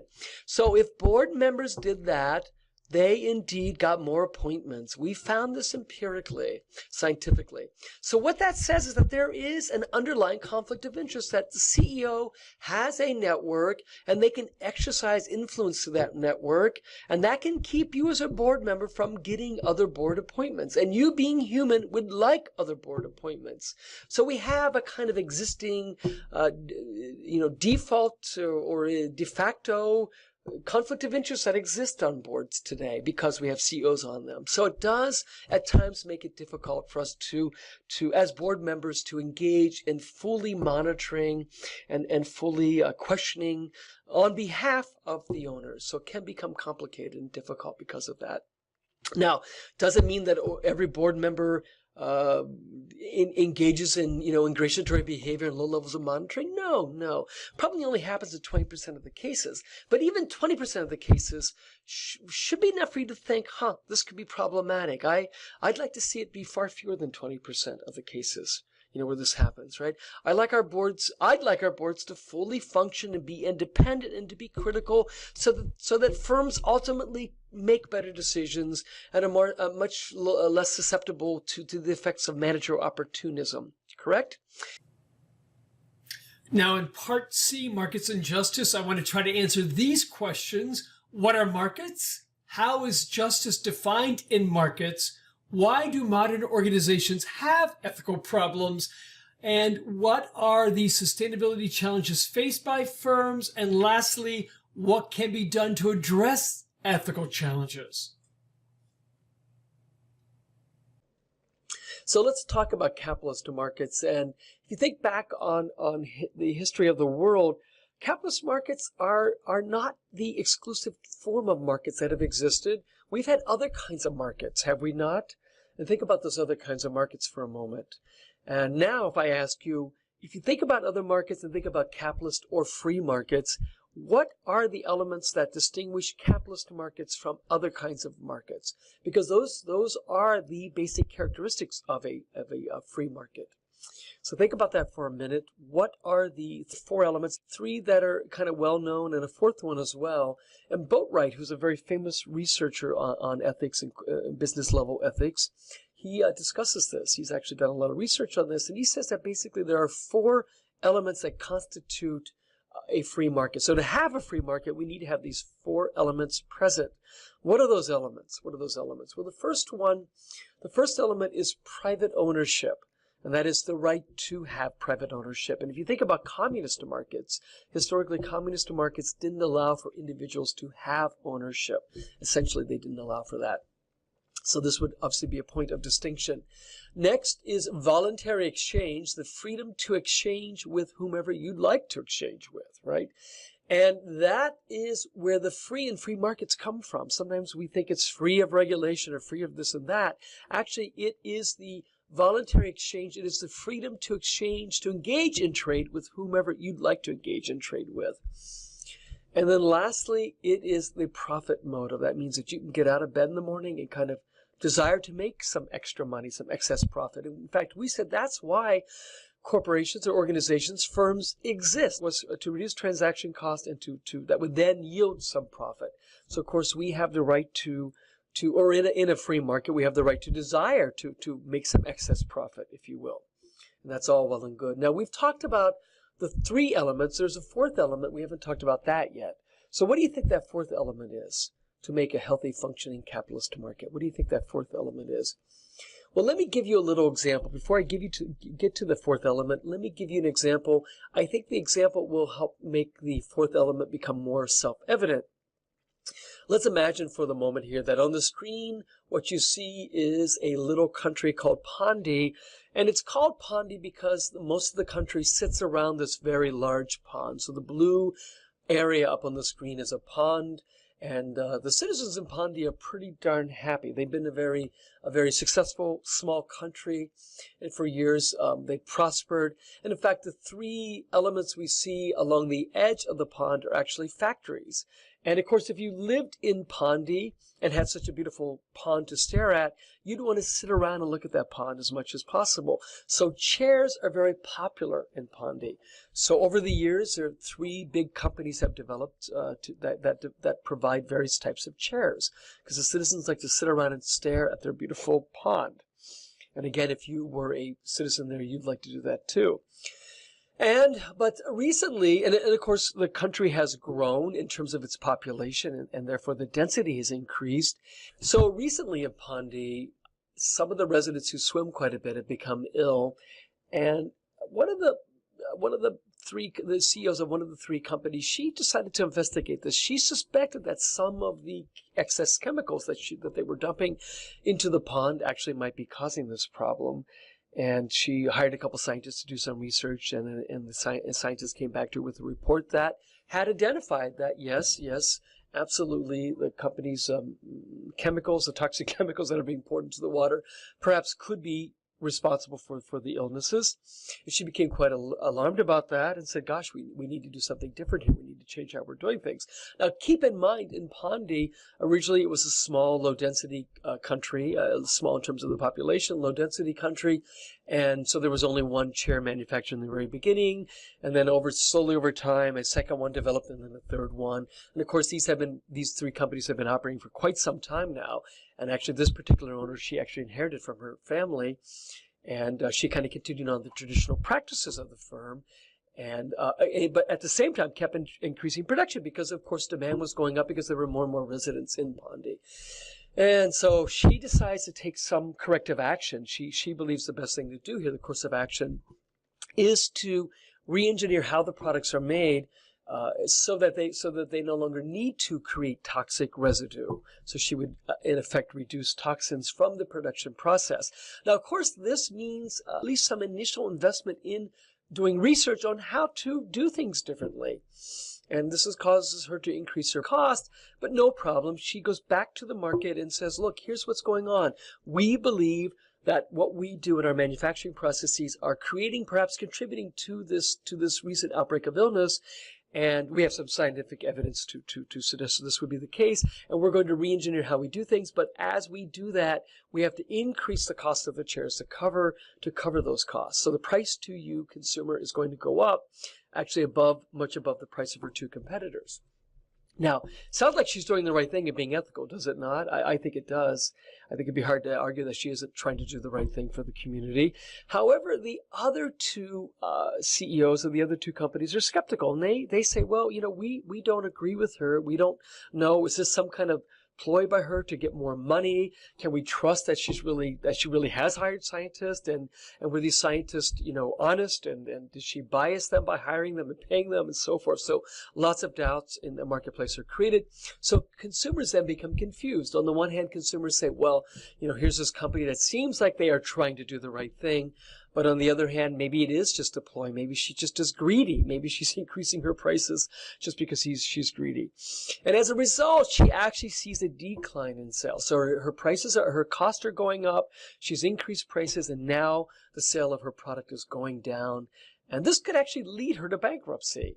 Now, long term, she might be able to reduce her cost structure, because often we see that after the initial investments are made to find new ways of manufacturing or new ways of making the products, we actually can see later reductions, because we reduce the need for toxic chemical handling and so forth, and that actually can result in reduced cost.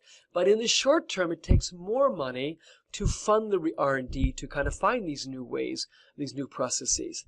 So there's a bit of a dilemma here. Long term, she could reduce her cost, but short term, she increases her cost, and the marketplace isn't really clear. The marketplace doesn't know whether it should believe her, and the other two competitors, they really don't want to believe her, because they don't want to change their ways of doing things. They are happy with the way they do things. They're content with that, and they're content with their margins and structures, and don't want to change. So therefore, they publicly balk at what she's proposing and say that it isn't true. And this could result in her going bankrupt. So she's trying to do the right thing, and she may go bankrupt. Economists have a term for this, and they call this a prisoner's dilemma.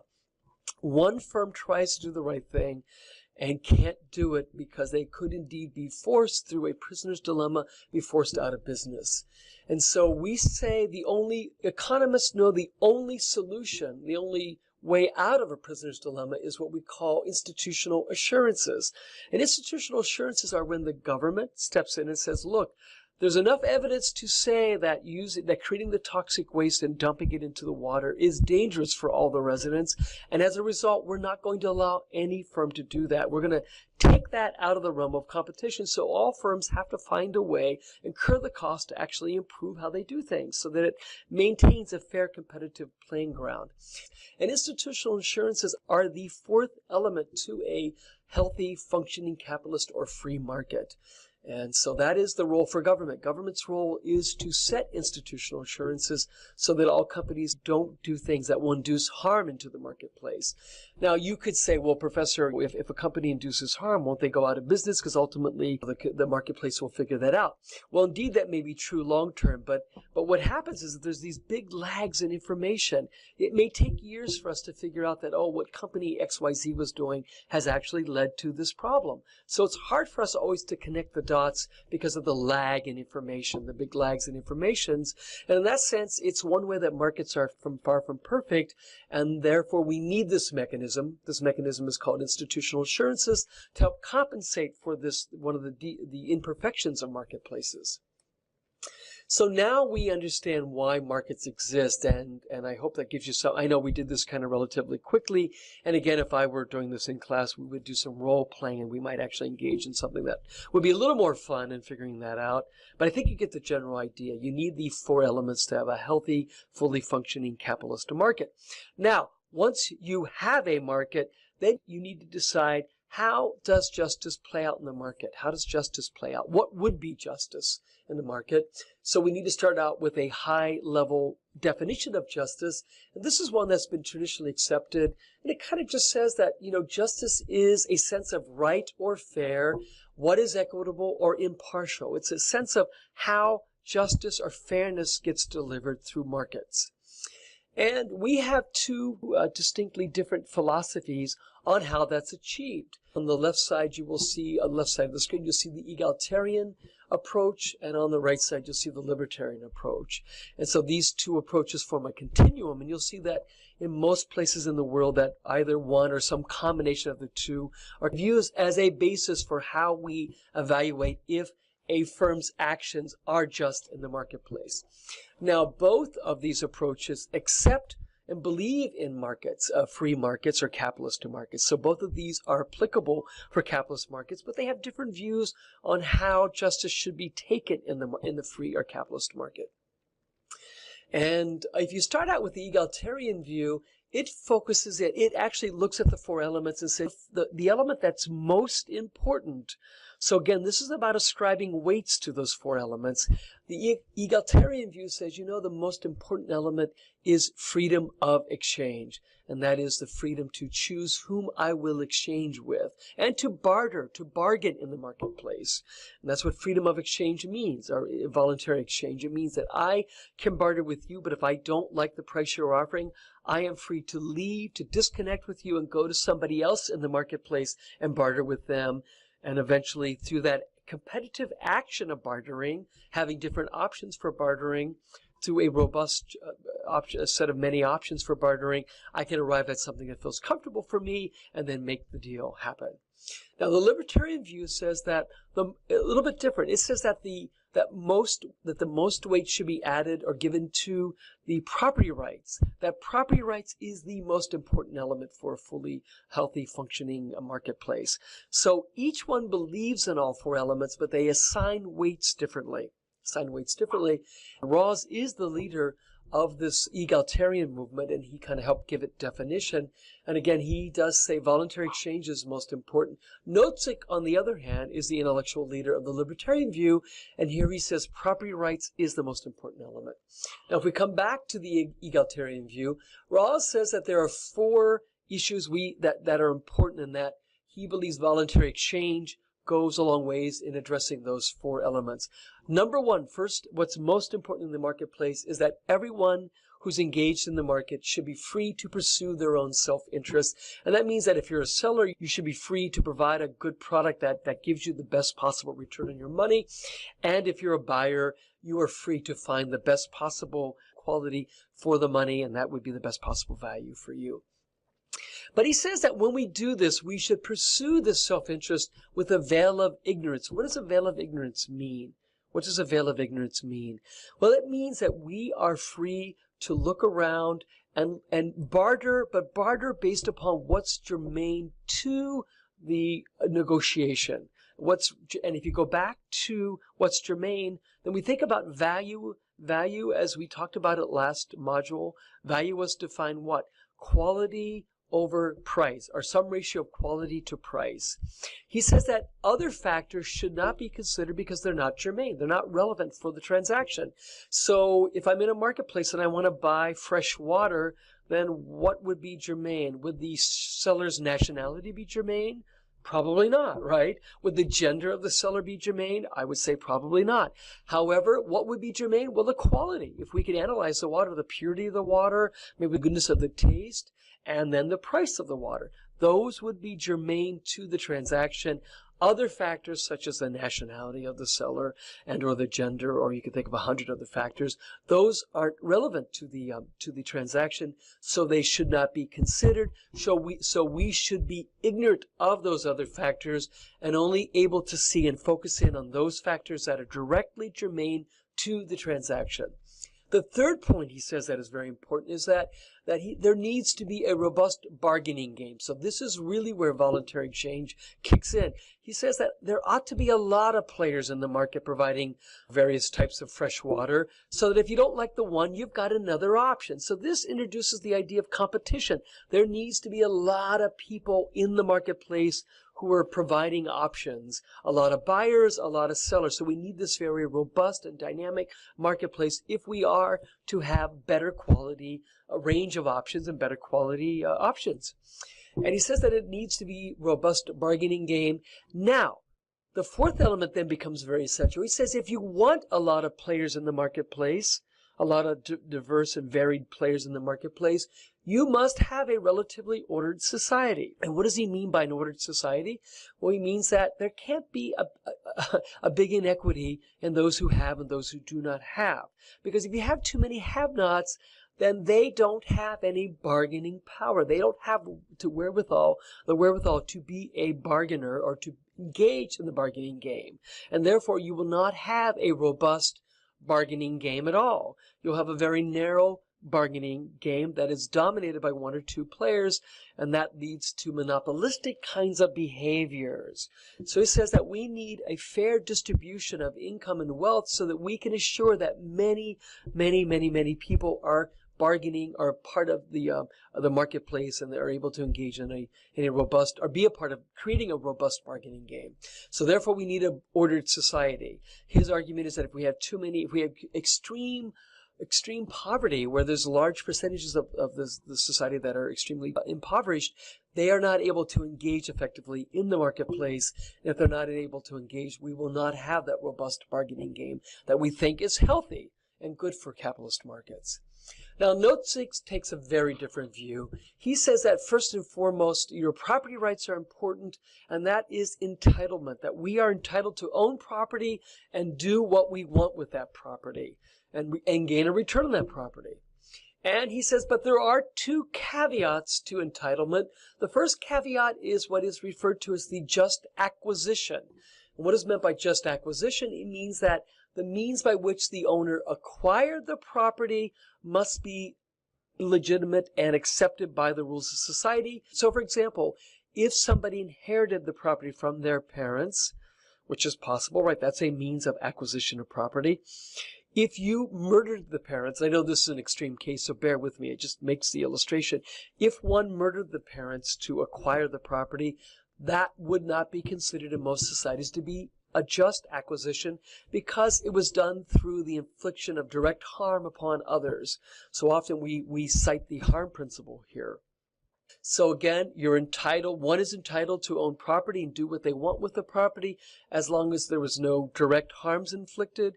And one means of assuring that there was no harm is to do the acquisition check. Was it a just acquisition?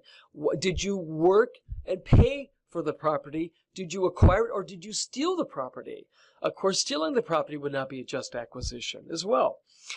Furthermore, that all transactions involved, and this is point 3 under Note 6, all transactions involved with the property have to have been just. So if you did buy the property, was it a just acquisition? Did you pay a fair market price, or did you steal it from somebody else? Did you steal it from your parents? Did your parents steal it from somebody else? If they did, that would not be just under most social rules, or the rules of most societies, the laws of most societies, and therefore that would not be just. If it was a just transaction, if you earned the money and then bought the property and played fairly by the rules of society and inflicted no harm on somebody else, no direct harm, then of course it would be just and it would be okay.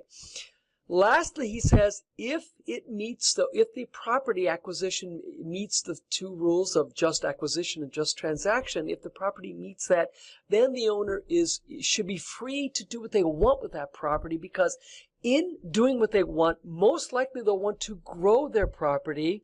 They'll want to make more of it, and in doing so, they will create opportunities and jobs for others. And therefore, there should be a minimum regulation, because regulation may impede their ability to grow their property or to do what they want with their property.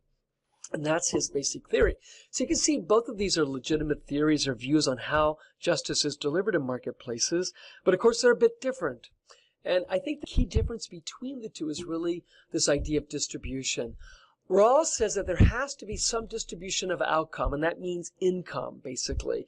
That everybody has to be, to some degree, not identical, but that there has to be a fairly narrow distribution of income, a fairly, there can't be too big of a difference in income distribution, not too big of a disparity, because if there is, we'll have too many extremely impoverished people, and if we do, then they won't be able to participate effectively in the marketplace, and then the market will become more monopolistic and less competitive, and you won't have freedom of exchange, and you'll start to see other unhealthy developments in the marketplace.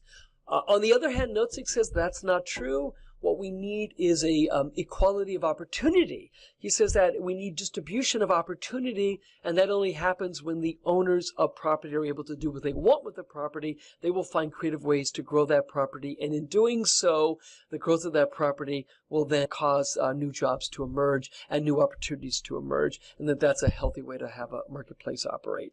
So two different views. And I'm not here to say that one is better than the other, but I am here to say that these are the two dominant views in the world today. And you'll see this playing out either distinctly or in combinations in different parts of the world.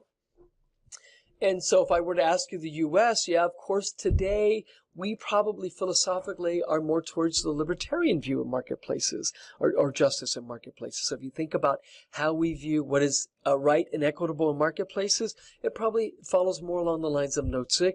If you were to think about European countries, France or Germany, then of course they're much more egalitarian. They're much more concerned about having a distribution of outcome because they believe in the Rawls philosophy of voluntary exchange. They believe that voluntary exchange and that free competition is much more important. And then if you were to put Switzerland up here, I know quite a bit about it because I've lived there and worked there.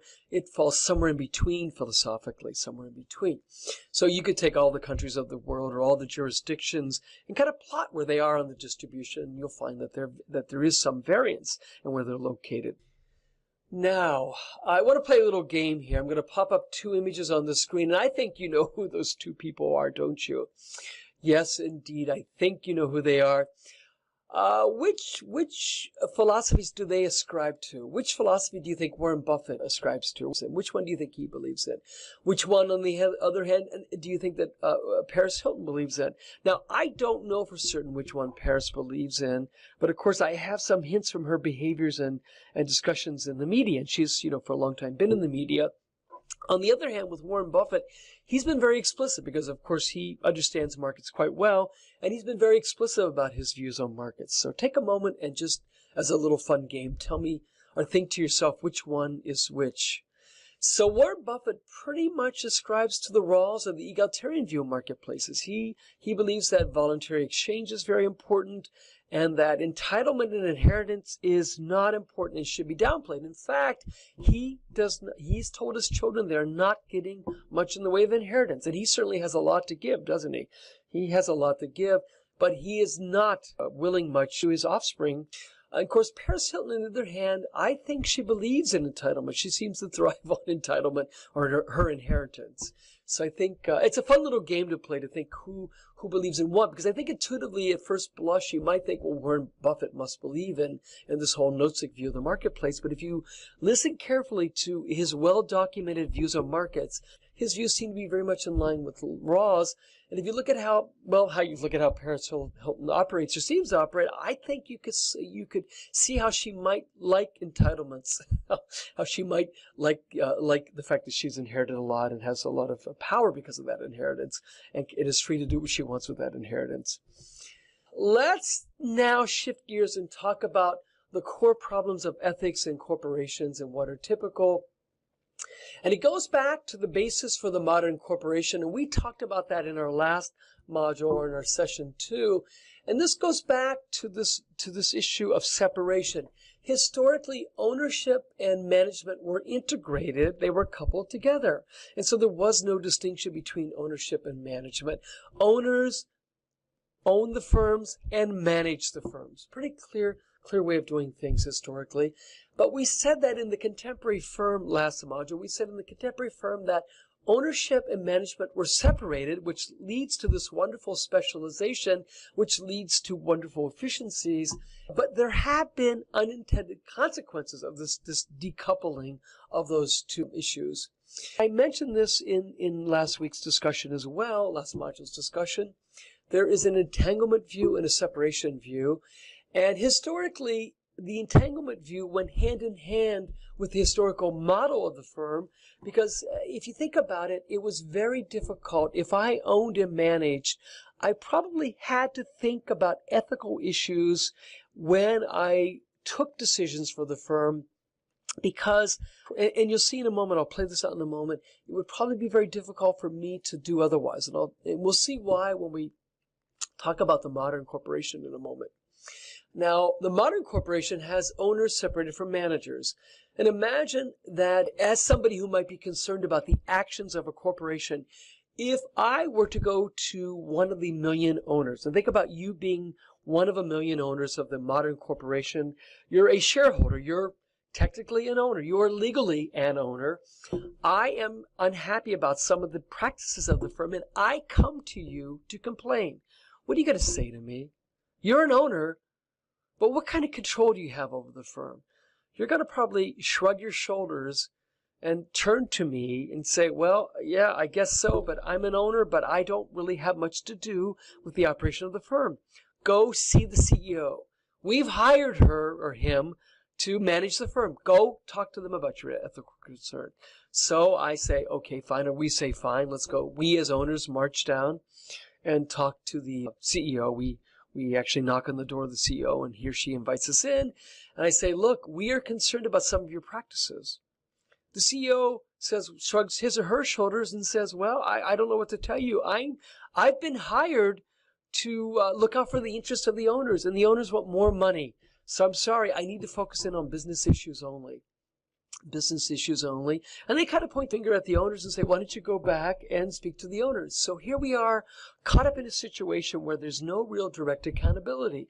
Both parties can point the fingers at the other party. It's been decoupled, and as a result, there's some efficiencies. As a result, there may be agency problems, and certainly accountability, therefore, may be a bit weak. So it may be ethics or business. And I think that this decoupling of ownership and management has enabled the separation thesis to gain ground. Now, if you go back to the historical model of business, because I, as an owner, couldn't point the finger at the manager, because I was the manager, I'd be pointing the finger at myself. There was no separation of ownership and management, and therefore it was much more difficult for me to not take some accountability or be held accountable for my business decisions. But in the modern corporation, it's far different. There's separation, and that's opened the window for the separation thesis to kind of gain momentum and take hold. And I think that this is the root of ethical problems in our modern corporations. And this is why we've seen so many ethical issues kind of emerge over the last 30, 40 years, because this modern form has become the de facto operating system for modern corporations. Now, this has led us to many issues with modern firms, to what I've termed sustainability issues. As a manager, you're likely to be confronted with what we call externality, issues of externalities. Those are ethical issues. And those usually are forms of inefficient uses of natural resources.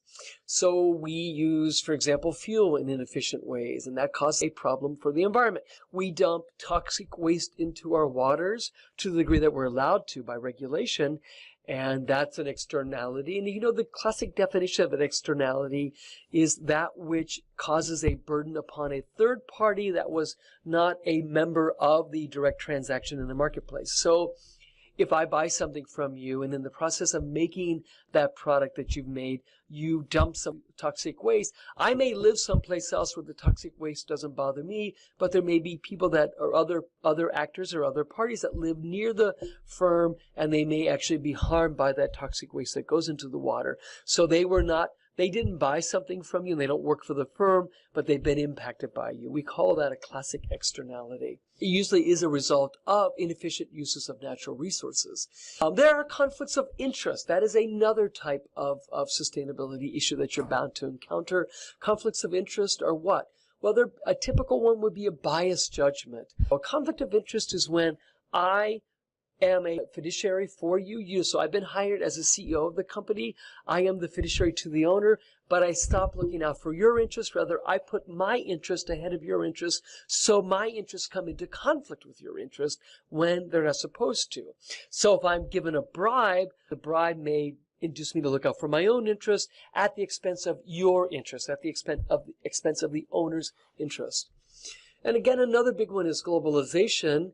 And this comes to play with the home versus host country standards. And this is really a big issue. And in fact, if you go back to the example of Nike, the factoid, the pop quiz at the beginning of the module, I think this plays out here. Companies may move to different countries because there are indeed lower standards there. And with lower standards, you may do things that you wouldn't do otherwise to pollute water that you wouldn't be able to pollute in your own home. And so globalization opens up the door for more separation thesis, if you will. And the last one is transparency. I think this is a huge one in the marketplace. And why is transparency important? Because if we are to enable freedom of exchange, for example, that freedom can only be enabled through good information. If you tell me the fresh water is good and I have no means to evaluate it, I take your word for it. If I use the information you give me and that information is wrong, I may make the wrong decision because I'm basing my decision on bad information. So information and disclosure is very important. And when it's not there, it can lead us down a path to creating harm for consumers if they don't have proper information, can't make good decisions, and can't engage in robust bartering or bargaining. So we can no longer have that robust bargaining game that we think is pretty essential to have, or we no longer have freedom of exchange effectively. And so I want to focus in on transparency for a moment, go a little bit deeper on that. I want to talk about this idea of benefit and harm and how if we don't have transparency and good information flowing in marketplaces, the transactions could yield harm instead of benefit. And this often has an impact on those who are external to our firms, those who are external. So again, information is a very critical variable.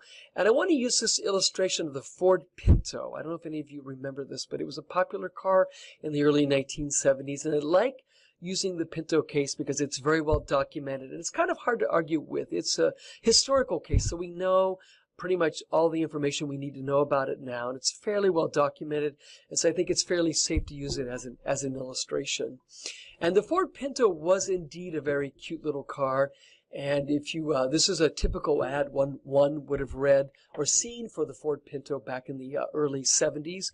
And I think this ad actually ran in 1970. And of course, the car did offer benefits, innovative benefits. It offered a great fuel efficiency, a low purchase price relative to other cars, and in the day it did seem cute or attractive. So it offered us an interesting aesthetic look, and it seemed very novel too. So it had a sense of creativity, novel in terms of its look and aesthetics, but also novel in terms of its purchase price and fuel efficiency. However, if you read the ad very carefully, if you were to read this ad and you could take a moment and look at it, you would see terms such as indestructible, extra strength parts, reinforced with steel. Those are the terms that were used in the ads for the Ford Pinto in the day when it was being introduced and being offered for sale.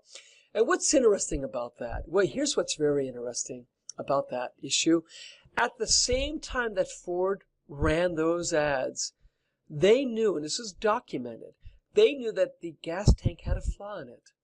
That the gas tank, the way the inlet or the way you would put gas into the tank actually was at risk for cracking off and then allowing gas to spill out. And in a rear-end collision, that could cause the car to explode quite easily.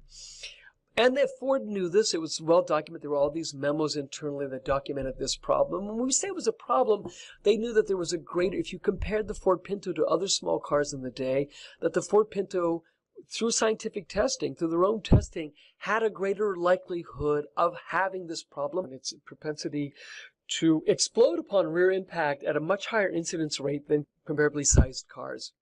And so Ford knew about this at the time, the then Ford knew about this, the management structure knew about this. It's very well documented, all the memos. I actually have copies of those memos. It's been widely distributed, this information.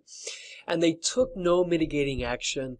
And they did so because they had calculated that it would be better to allow more people to die. And get this, they calculated that it would be cheaper for them to allow more people to die and to pay for those extra deaths than it would be to change, to correct the configuration of the gas tank at the cost of about $6 per car, by the way. They calculated that it would be cheaper to allow extra people to die So Ford knew about this. They took no mitigating action because they could save a lot of money. They thought, well, great. And if extra people die, more than normal die, we'll just pay for the extra deaths. And remarkably, they had calculated quite well. They did a great job of predicting the number of extra deaths that would result by not doing this. So they were very accurate in their calculations. To me, this is a perfect example of the separation thesis, where a business decision trumped the ethical considerations. And by the way, this is what a Pinto looked like after it had been smashed in the rear and exploded. Not a nice sight. And from 1971 to 1976, 27 people died and 24 were injured as a result of rear-end collisions that caused the car to explode. So serious business here, very serious. And Ford had calculated it would be cheaper to allow more people to die than it would be to fix the gas tanks. This to me is an absolutely perfect illustration of the separation thesis. Sadly though, it would have been about $5.71 in 1970 to have fixed the problem per car. They found that it was cheaper. They used, in those days, a life was determined to be less expensive, and they used actuarial tables for the value of a life, and in those days, a life was worth $200,000. I guess that's something to do with the potential lifetime earning, I guess. I'm not even certain how that calculation was arrived at. I would say to you, if you're ever in a situation where you're called upon or you're involved with a decision of this magnitude or of this type, and you're asked to calculate the value of a life, I would say use infinity for the value of a life. It's worth an infinite amount, and if you use that, it'll be very hard to calculate a return that would suggest that you should take the life, right? So I think this is a good evidence for not engaging in the separation thesis. I think personally, I can't tell you that you shouldn't do that. And certainly what Ford did in those days was wrong, I think. Now, what's more interesting in this is you could say to me, well, Professor, that case is very old. It was a long time ago. Things are different today. Well, actually, there are similar cases of harm that's being kind of put upon others as a result of the actions of firms due to information not being disclosed. And we see the global financial markets collapse that we had in 2007, 2008. Part of that may have been due to improper flow of information. There are plenty of other empirical cases. I have a whole list of them. This is one area of research for me. So I have lots of other evidence for you if you'd like to see some of that. But I think I put this up because I want to illustrate the importance of not engaging in the separation thesis and the importance of providing proper information in the marketplace. Now, this leads me to the discussion of corporate social responsibility. And Archie Carroll proposes this wonderful continuum, and that's been widely adopted. And he says that for every firm to be responsible, there are, at the highest level, two things you must do. That there are mandatory activities you must engage in, and there are voluntary activities to engage in. On the mandatory side, he said that as a firm must intend to be or be managed in such a way that it is economically viable, that should be a part of your mandate. Also, you should comply with the laws of the land. The laws are there and you should comply. He says, but in addition to being economic and legal, you must be ethical. He says that you ought to think about the prevailing norms in the marketplace, because often new emerging norms and acceptable codes of behavior lead to the formation of new laws. Often laws lag behind ethics. And so ethical behavior, or being in touch with ethics, is a way of seeing where the laws are going to go in the future. So you ought to try to be ethical and understand the prevailing norms in the communities in which you operate and in which you sell. Lastly, he says that a fantastic firm engages in what he has termed as discretionary behavior. And discretionary is actions that fall above the ethical expectation of the community. So it goes beyond. And he says a highly responsible firm will engage in discretionary activities as well. An example of a discretionary activity might be when a local company builds a school in a community. We've seen this has happened in communities throughout the world where a firm operating there builds a school to help educate the local people who are the local population that's working in the school. This would have been a potential remedy for Nike in the Dominican Republic. Because one thing that I didn't mention earlier when we talked about that factoid was that the workers who were getting the 8 cents per shirt, they were on average 13 years old. And I think some dimensions of that problem might be the fact that at that age, somebody might start to work full-time to make enough money to help support the family because they make a very low wage and the families are somewhat desperate. And as a result, they're not able to get educated and therefore improve their situation in life. So a discretionary activity on the case of Nike might be to invest in a school and allow some of their workers to go to that school, to attend school, to learn and to grow, and to become perhaps robust participants in a robust bargaining game in the marketplace. So that might be a kind of ethical remedy. He also says that the mandatory side of the spectrum for firms is reactive. And think about this. I'm being economic. That's in reaction to the demands of shareholders and the marketplace. Being legal is in reaction to the regimes that exist. He says that, but firms have to be proactive. And the voluntary side of the spectrum is proactive. He says that firms that only engage in quote-unquote legal and economic activities are compliant firms. So at the very least, we could say you comply with the laws and the demands placed upon the firm, but that indeed you're probably just reactive. He says that if you want to be a socially responsible firm, by definition, you have to be both compliant as well as ethical and discretionary. He says that a socially responsible firm handles the entire continuum and engages in various aspects of the entire continuum. And of course, if you have a firm that's not even being legal, then they're not even compliant. So they're kind of sub-compliant, a sub-compliant firm. Now, let me ask you this question, entanglement versus separation thesis. If we look at the compliant firm, you could imagine that they probably may be engaging in what we've come to now call the separation thesis, whereas a socially responsible firm, by definition, engages in entanglement. They view ethical decisions or ethical issues when they take their business decisions. So the two are entangled by definition. Let me ask you this question. If I have a contractual-based firm, am I more likely to be a compliant firm or a socially responsible firm? How am I likely to take decisions if I'm a contractual-based firm? And think about a stakeholder firm. If I'm a stakeholder firm, which direction will I, by the nature of being a stakeholder firm, where do I tend to go? Well, if I'm a contractual-based firm, then probably the local community doesn't have a contract with the firm and therefore don't have any say or any involvement with the firm, setting the direction of the firm. And if that is the case, that firm is more likely to engage in the separation thesis because because there's no representation from the communities who might be harmed or be concerned about ethical behavior. There's no representation or in the decision-making bodies, and they're more likely to be compliant firms at best. And I'm saying more likely. Is it absolute? No. Could a contractual-based firm, be a socially responsible firm? Absolutely. Do we have examples of that? Yes, we do. They have to be very deliberate about it. And engage in socially responsible programs in the firm to kind of help nudge themselves in that direction. But on its own, a contractual-based firm might find itself being more comfortable with being strictly economic and legal. The stakeholder model, in contrast, because it engages others who may not have a contract but do have a kind of stake in the firm, have some impact of the firm, or they're impacted by the firm, they tend to, by their nature, they tend to engage more in the entanglement thesis. They tend to think of ethical issues because those parties who are most concerned about ethical behaviors are indeed involved with the governance of the firm. So a little bit of lesson about that. Now, how does CSR and our business policy and strategy connect together? Well, here's where we need to define mission and vision.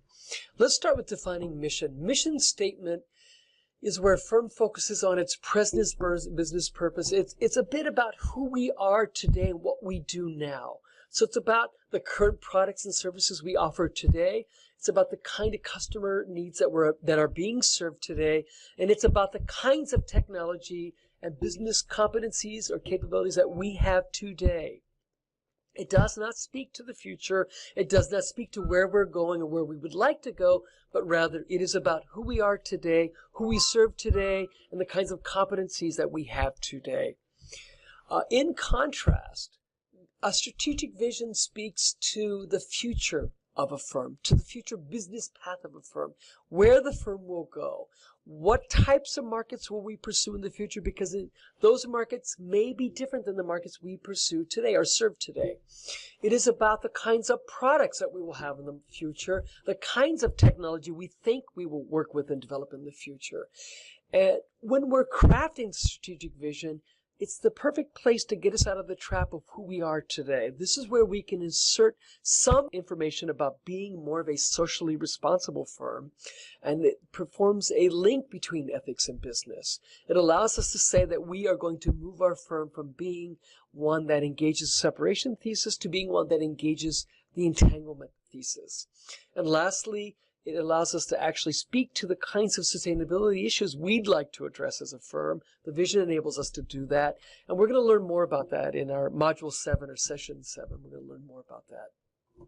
Now, how does this connect to our strategy thinking? Well, mission really is where we are today, who we are today. Vision is where we want to go. That's the objective. It aligns with the objective of what kind of markets do we want to pursue in the future. And of course, with the two comes the connective tissue. The connective tissue is our strategy, because strategy is how we move from where we are today to the future. It's what connects those two and provides a pathway for us. And of course, CSR then becomes a guide for problem framing and direction setting. It helps us to identify the kinds of opportunities we will take and the kinds of opportunities that we will not take or embrace. Do we understand that? And next module, when we talk about seeking opportunities in the marketplace, I think this will become a little clearer for you. But for now, just remember, it's important because it helps us with setting the vision and direction for the firm and setting some guidelines and policies as to what's acceptable behaviors for the firm and acceptable things to do in the marketplace versus not acceptable. Another form of remedy is looking at this whole situation of ventures from the perspective of investing. The venture capitalists and the others who invest, and some of them, there's a new movement afoot called impact investing, or sometimes we refer to it as mission-driven, versus traditional money-driven investing. And money-driven investing was just, I want to get a lot of money back for my money invested. But this new form of impact investing, which you should have read about, is really about, I want to see some positive social change for my money spent or invested. Right? A little bit different attitude. And the Kapoors have been are very well known in this arena on the West Coast of impact investing. And they have come up with this typology of gap closing ventures that engage in gap closing versus those ventures which engage in gap widening. And for them, gap closing means serving low income and other forms of groups that are sometimes not fully brought into the fold of society and may not be fully economically empowered. And their theory is that it would be good, democracy would be stronger and better if we bring more of our constituents, more of the different groups into the economic system through gap closing types of ventures. And that stands in contrast at the other end of the spectrum here at gap widening types of ventures that serve affluent customers, often to give those customers advantages over everybody else in society. So very different attitudes. So impact investing is preoccupied for the most part with activities and ventures that engage in gap closing, as we've defined it here, right? As it says here, this closes the gaps in access, opportunity, and outcome. So it addresses gaps in all three: access, opportunity, and outcomes. And of course, the gap widening, are those firms or ventures or activities that widen gaps in access, opportunity, and outcome. And we often see the sharks hanging out over there, right? Predators. Now, Kapoor Capital, when they invest in a firm that they believe is gap closing, they ask for a founder's commitment, and that commitment includes diversity and inclusion goals, inclusion progress reporting, training on all aspects of inclusiveness, volunteer opportunities, so opportunities for the employees to work and volunteer in the community, especially the communities that they are serving, and then workshops so they can kind of better their practices internally and better their ventures, right? Remember this idea of continuously improving your venture so it gets more on target. And in this case, more on target would be more gap closing, right? Now, I want to just wrap up all this with a little reflection. And, you've read the chapter by now from Lab Rats, and that obviously covered the previous slide that we just discussed or that I just mentioned. But I want to leave you with two quotes that I think are important quotes that come out of the reading material. The first one is, you need to develop a new generation of young people who are not brainwashed with Milton Friedman's greed is good doctrine and will push back against it and demand that workers should share in the wealth of their labor that their labor creates and stand on equal footing with investors. You need to create a new ideology, a new form of capitalism. And indeed, that's part of the impetus for me to undertake reimagining entrepreneurship. The next quote says here, the world is figuring out that shareholder capitalism leads to a dead end, and so they're dumping it. And indeed, most of the world does seem to engage in stakeholder capitalism, and that's something we discussed earlier in this module lesson. And the quote goes on to say, taking care of the community and your own employees is not a form of philanthropy, but rather a form of enlightened self-interest. And so I really do believe that. I do think the time is right. And we're seeing around the world more and more countries kind of saying, you know what, stakeholder capitalism is a better way to go versus shareholder capitalism. So I will leave you on that note. Well, my friends, I hope you enjoyed today's lesson. Make sure you go back to the syllabus and DGA, review them carefully so that you understand what is required for the next module, both the readings, the watchings, the video watchings, as well as all the deliverables. I thank you.